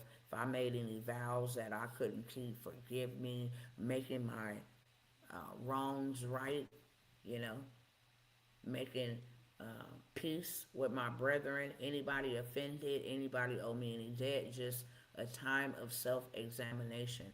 Because if you don't, and when Yom Kippur comes, that is the day that it is sealed. It's called the Day of Atonement. The day that whatever your fate will be sealed, whether you will live for another year or you will, be forgiven. Be forgiven for another year and live, or you will not be forgiven and your time will come. Last time I said this, last time the Lord put the urgency in my spirit to teach on this and to get people ready for Teshuvah was the year that my son died.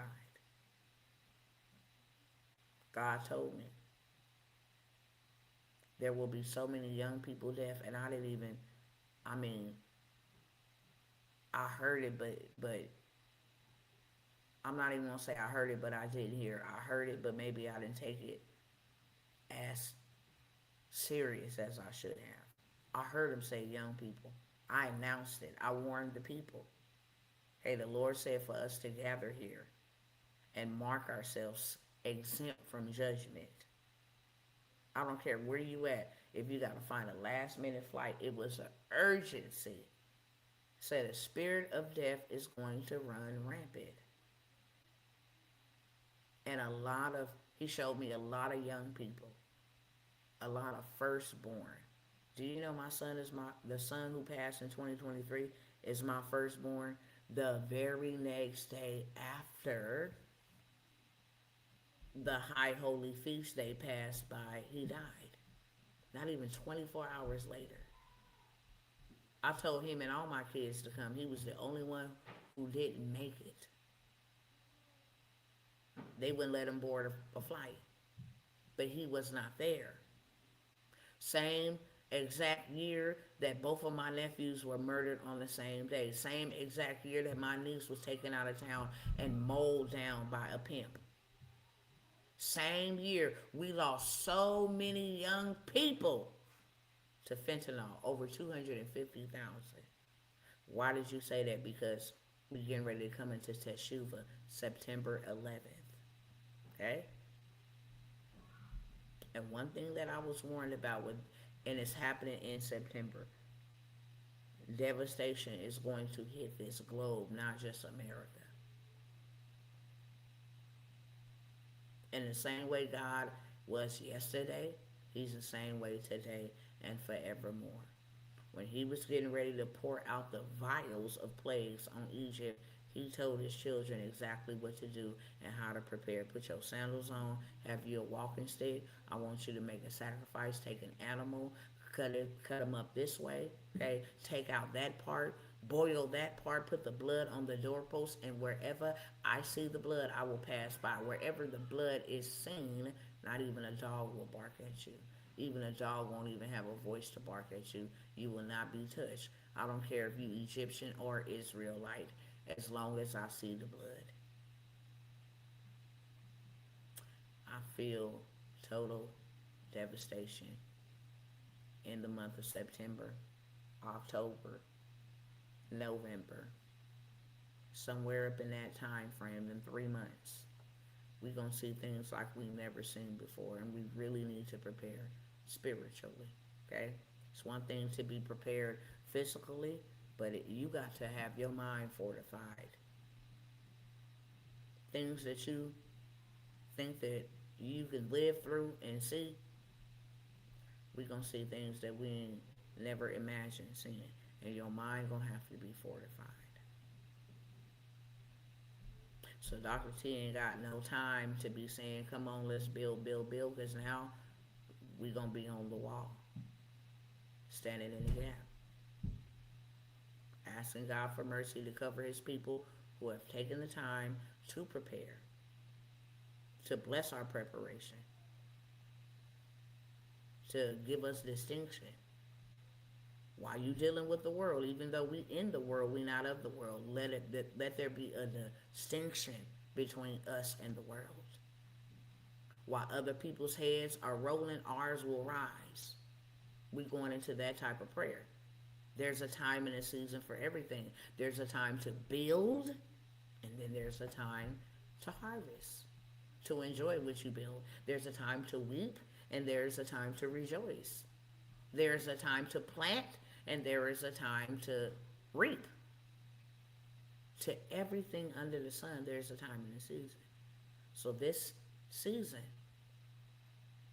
me coming out here trying to gather y'all up, I'm not doing it. I will not miss building the ark, trying to get the people on board. I've been praying for myself, and now I'm here to that point. I see clearly how they moving cannot be hindered. Cannot be hindered, cannot be held back, cannot be stopped. And it takes a lot for me to be able to say, look, okay, family, okay, because of the devastation that I have had in my family. But that's over with. Completely over with. Okay? For the emergency preparedness workshop, I am also creating groups in the background. Here's the dilemma. I'm going to say this 60 seconds or less. Mostly all my groups have been on Facebook, but when they banned me for 2 months, from June all the way up until August, the 18th. I think that's August the 18th or the 19th is when they released me to be able to make phone calls and receive inboxes, ban me from my groups, all this stupid stuff, right?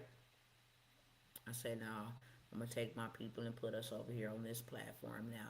You got to believe that it is a lot of work involved to go and switch all your setup from one platform to the next. But this is like the second or third time Facebook did me like this. They just have a time where they like, okay, we're gonna come for her.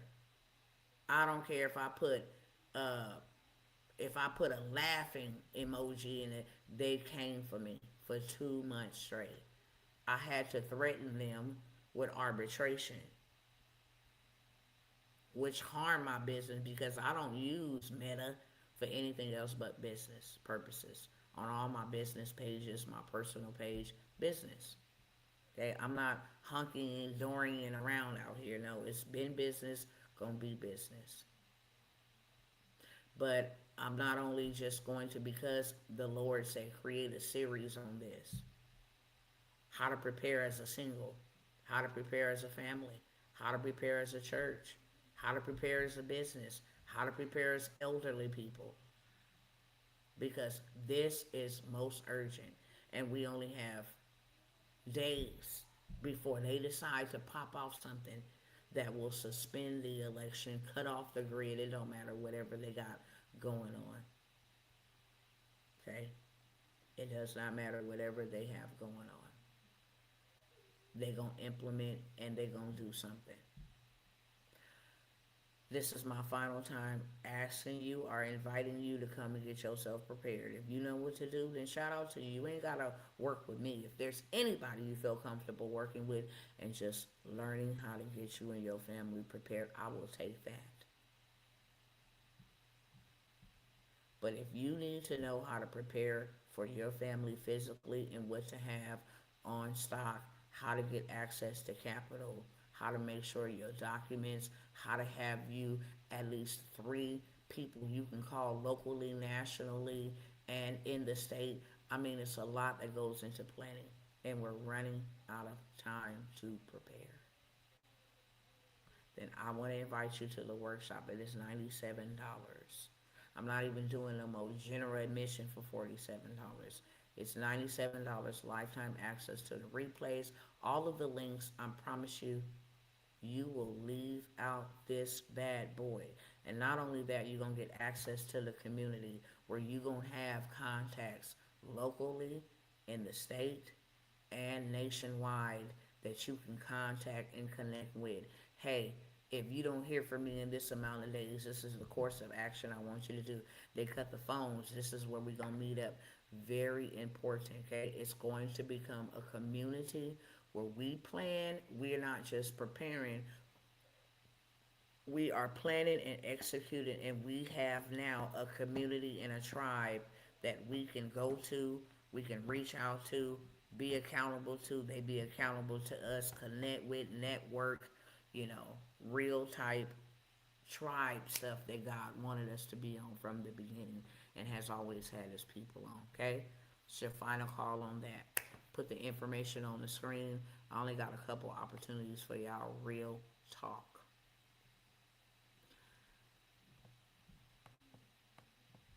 So if you go ahead and take up the opportunity to get into the emergency preparedness workshop, you will off the top get put into the coalition.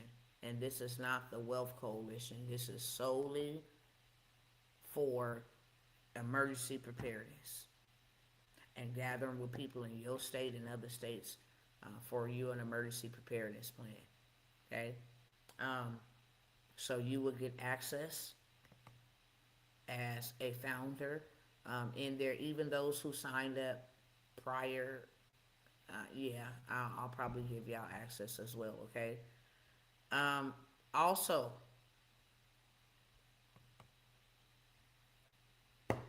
if you have a story to tell, you ought to be telling it, because there's some amazing doors that have been opened. Because I'm a storyteller, because I have worked in this space for a very long time.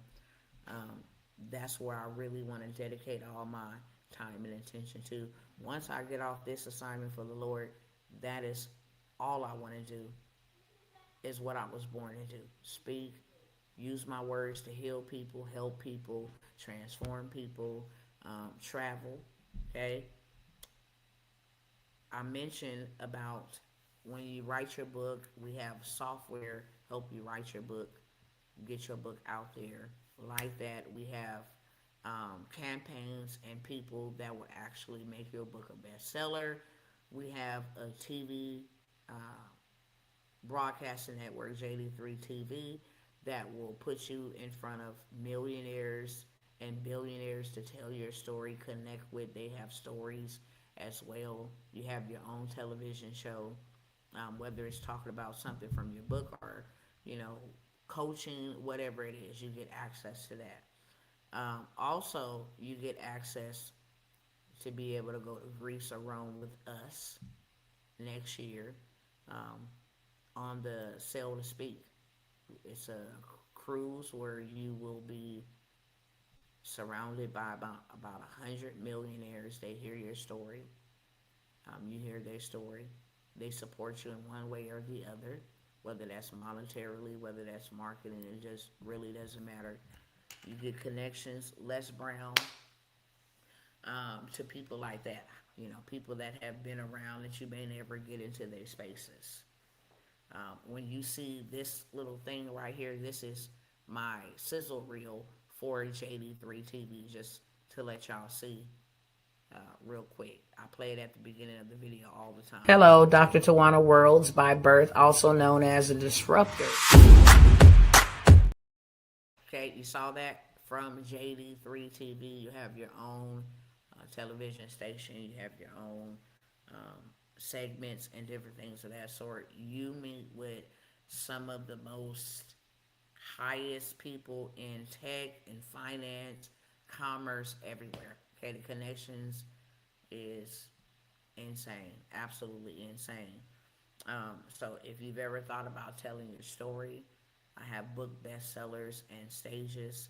This is something that God has really, really, really placed on my heart. People are working harder and not smarter. It's like I gave people stories.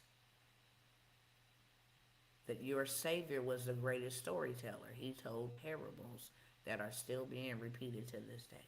Solomon, the wisest, wealthiest man in the world that has ever been known to mankind, told stories. The Song of Solomon is all about poetry. Okay? David told stories. The Bible is a story book. It's our basic instruction before leaving earth. It gives us history from the beginning, in the middle, and what's going to happen, prophecy for the end. It's a book that's telling a story. They are the highest paid with the greatest authority. And God did not give you no story to just be like, I don't want to tell my business. It's not your business. God is really placing and planting his people over people. I mean, it's just so mind blowing, okay? So I'm gonna offer to you the last time to join the book's bestseller and stages. Nothing is stopping us at all. God said, let your yes be yes and your no be no. I don't care what the devil does and what he tries. It's time. Okay? It's time now.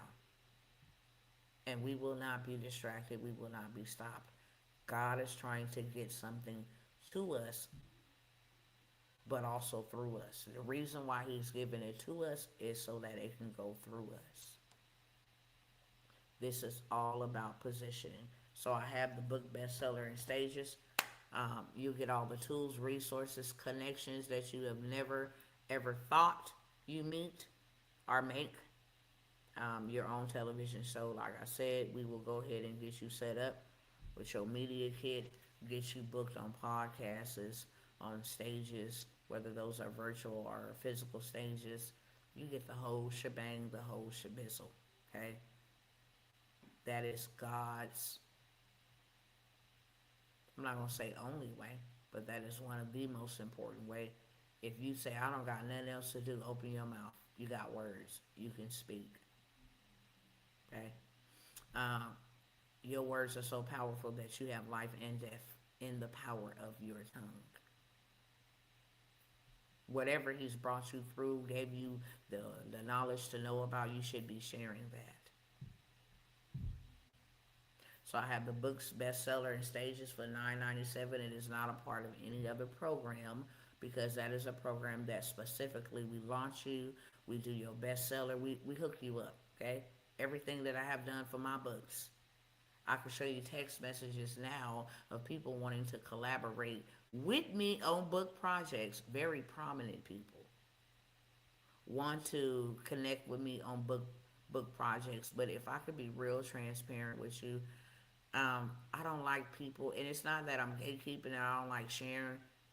I don't like people trying to make money off of me at all. My book, I turned this opportunity down. Let me see if I can find it for y'all real quick. TBN, okay? They wanted my book, and I said no.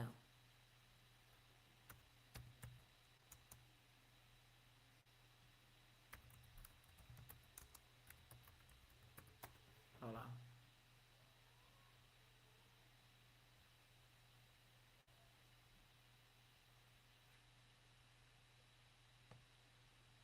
Let me pull it up.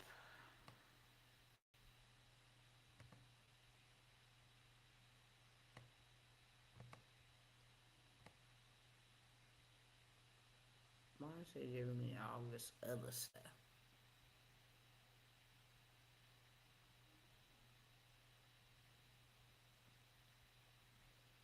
Hold on, y'all. Let me get to it. They're making me search through a whole bunch of other stuff. Hold on. We can search together. How about that? Wonder if I need to put in trilogy, because that's the name of their book club, trilogy. This is the event that I just spoke about. The very next day after this event, this was day one, April the 7th. April the 9th, my son was dead when we closed up the event.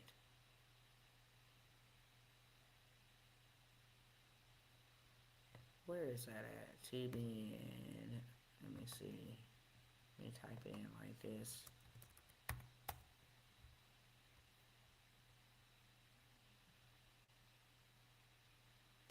I said from the hood to the highways. February 2020. My, who would have ever known it's official? Tawanna Worlds will be on TBN among some of the great. I just got the confirmation that my book, God I Forgive You Too, will be a bestseller that will go around the world. The hard part is done, but I need a little help going forward. Okay? I have a deadline to come up with, to pay for my airtime or whatever the case may be. Okay? This is TBN. This is with the contract and conditions of, for my book, what schedule I will go on, publishing, whole 9 yards. Okay?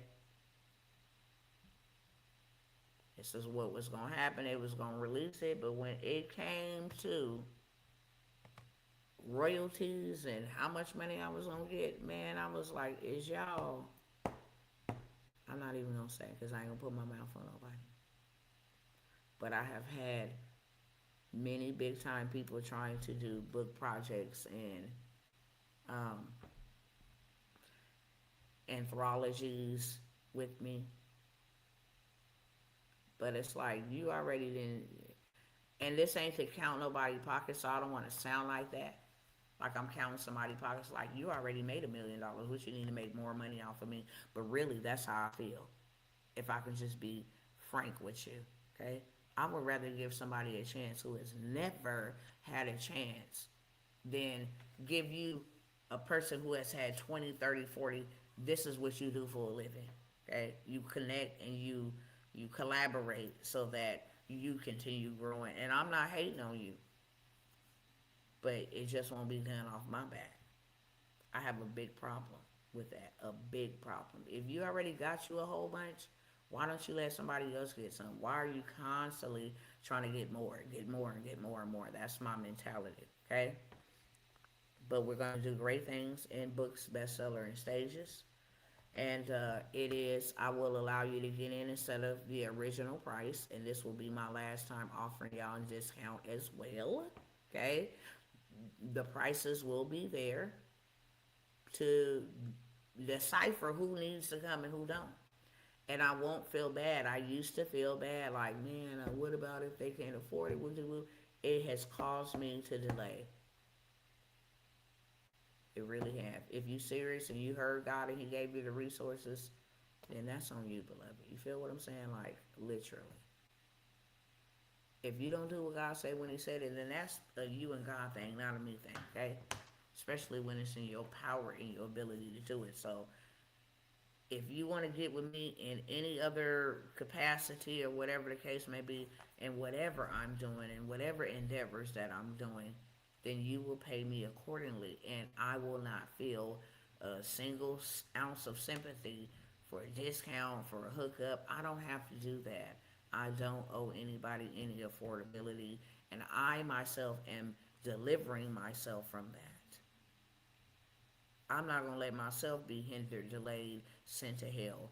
And I'm not going to let nobody else do that. And that's just something that has to be healed in me because I love big and I love hard.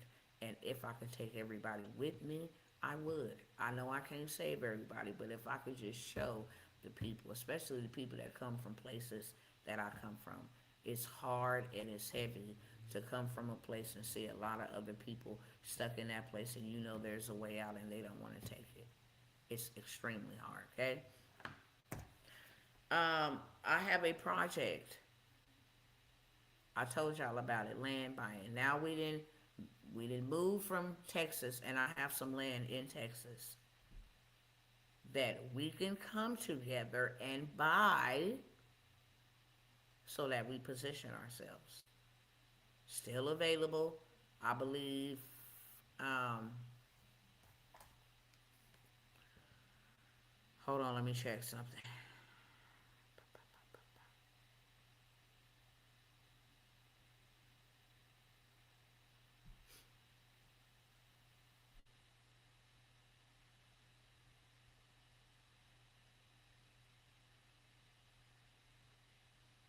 Okay, hold on, hold on.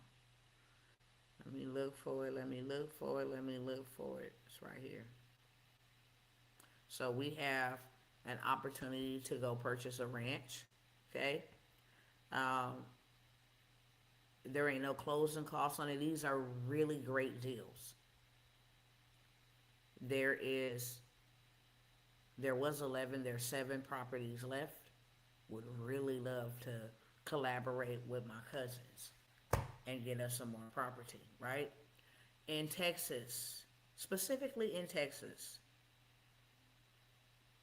bigger, better, more prosperous for us to do so. However, I am looking for maybe 3 or 4 of y'all, okay? I want to take y'all to Birmingham. We finna buy Birmingham. I gotta get you prepared. I'm gonna give you contacts and connections to the builders, how you can start group homes on your land, how you can turn your land into a leasing lot, trucking parking spot, make $200,000 per year just off of truck parking on your dirt. We have a partnership with those who get your lot sold or sold up for you. So this trucking company that goes and do businesses with Swift and all these other people, you will be able to meet them and they will be able to help drive people. You buy dirt, they will drive people to get the people to park on your dirt so that you get revenue, you get access to that. You get access to some of the mayors and the developments that they are requiring that's happening in Birmingham because Birmingham is being overtaken with new innovations. They're looking for people with short-term rental Airbnb homes to build there. They're looking for people to build group homes, veteran group homes, rehabilitation homes, reentry homes. Okay, so not only will you get access to buy land, you will get access to the builders. They can build your home from from day zero to 90 days. Have your whole entire home built. Okay, in 90 days you get access to them as well. Okay, you will also get access if you got credit issues. They know how to get you together, and that's all I'm gonna say, so that you can get funded by our funder, who is a melanated, first owned female banker who can approve deals and get you approved like that here in the United States and internationally. Okay? And internationally. I am only taking 4 because I am included, that's 5. My mentor is allowing me to bring 5 to the table. We're going to a big old auction. Okay, we're going to purchase our land there together. Okay, so you get access to all of that. You're not only going to learn how to buy the property, what type of proper property to buy, what things they need to have. You're going to go ahead and get the group home if you want to build a group home, start a group home. If you want to rent, okay? If you want to rent a home and start a group home, which kind you're going to start. If you wanted to do veteran assisted, if you want to do tiny homes, that is what the course consists of. That is what the cohort consists of.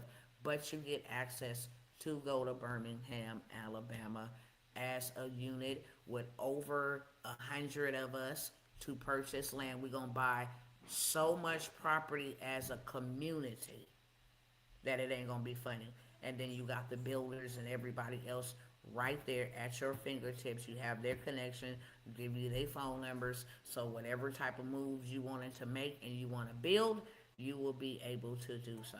Okay? I'm only taking 4 with me. That's all my mentor said can take. I'm going, so I'm just opening up the door. If you want to go and buy us some property, we can buy some now because I already know how to buy it. But when we go together, we're going to go together as a collective. You already starting to get your property. That way your other cousins know you is getting this property when we meet, okay, in Birmingham. Even if you don't go to Birmingham, you can say, hey, I saw this. Go ahead, here's my money orders to go ahead and secure my land for the low. And then now you have the deed and all of that stuff brought back to you, okay, if you're not able to go. It is $5,000, but it is very lucrative. This is how I bought my 15 acres of land. This is how we went and got 5 more acres of land. And this is how we got quarter acres over here and over there, okay? By doing this, I have not opened up this opportunity in over 2 years. I have not. We wanted to make sure we got through the shoot with what we was going to do. The places in Michigan that I was telling you about, we also doing that there in Michigan as well. But while we got a second chance to go back and buy up a whole bunch of property, we got favor with the mayor and the governor of Birmingham, Alabama, and we're going to go run it up, okay? And we're going to go take over. Again, I believe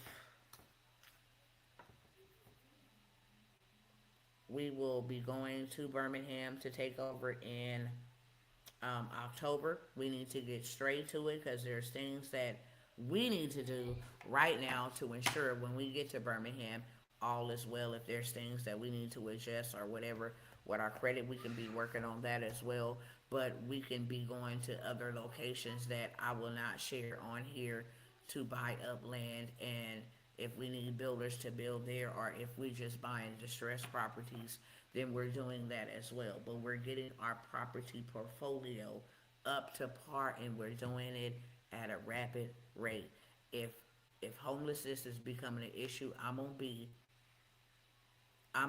in a person that's standing in the gap to say, well, maybe 100 of y'all ain't gonna be homeless because I went ahead of y'all and bought property and different things of that sort. Also, you are going to learn how to buy DSCR properties. I'm not talking about just learn how to buy them. We're going to go buy them. Okay? We're going to go get the funding to buy them. This is all about Birmingham. Okay? This is the Land Bankers Birmingham exposition. You, in order to be able to even get into, the fold, you go through my mentor, you paying 15, 25K. Okay, but he is allowing us to bring so many people with us. If you are one of the four, it is 4997. Okay, but that's gonna come with a piece of property. Already, it's gonna come with everything that I just explained to you. How we gonna prepare ourselves? How we gonna start making the connections? That way, when you go to Birmingham and you buy your property, we are building from day one. Whether you want to turn that dirt into a truck parking lot, whether you want to turn that into a veteran home, we are already starting the process and getting the documents and stuff ready. You want to do veteran home, we finna go ahead and start that. We finna go ahead and contact the veteran. We finna go ahead and set up our profile portfolio.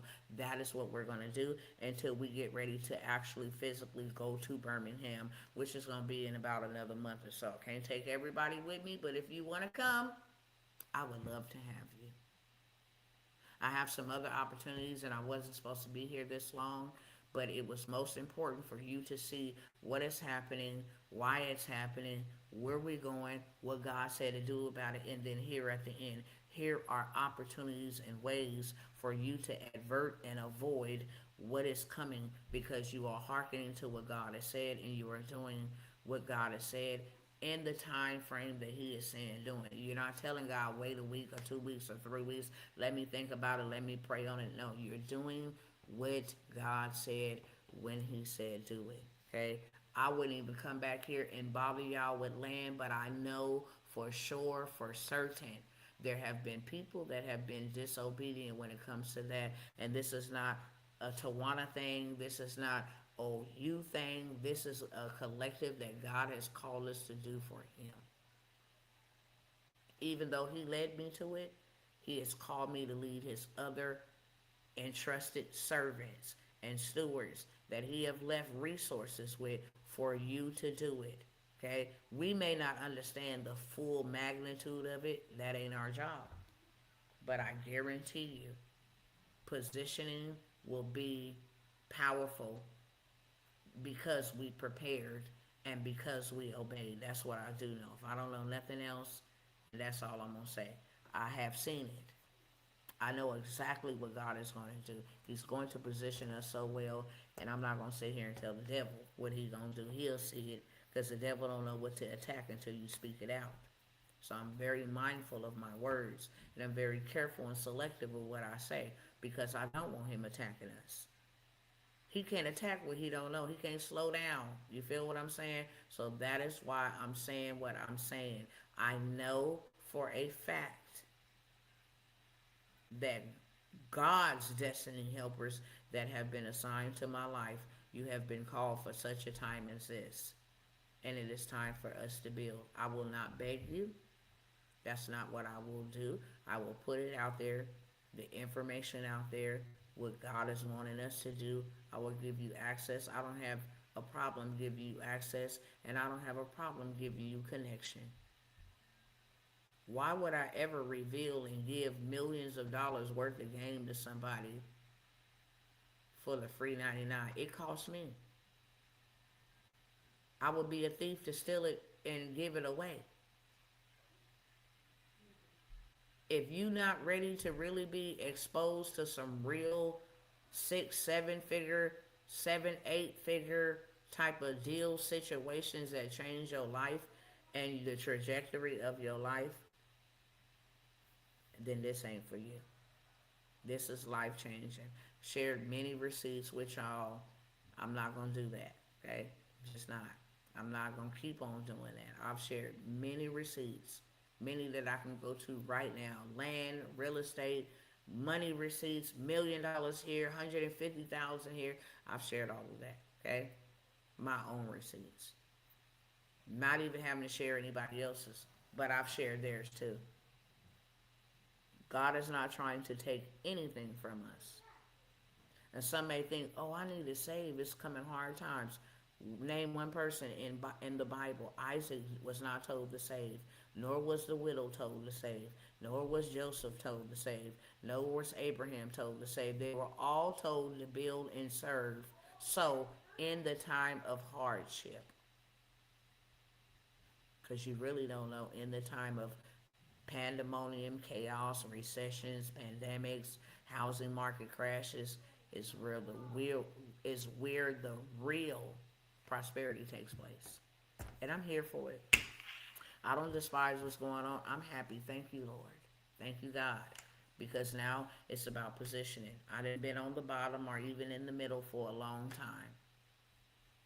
You called us to have dominion and to rule. And before I leave here, I will at least solve the homeless population problem.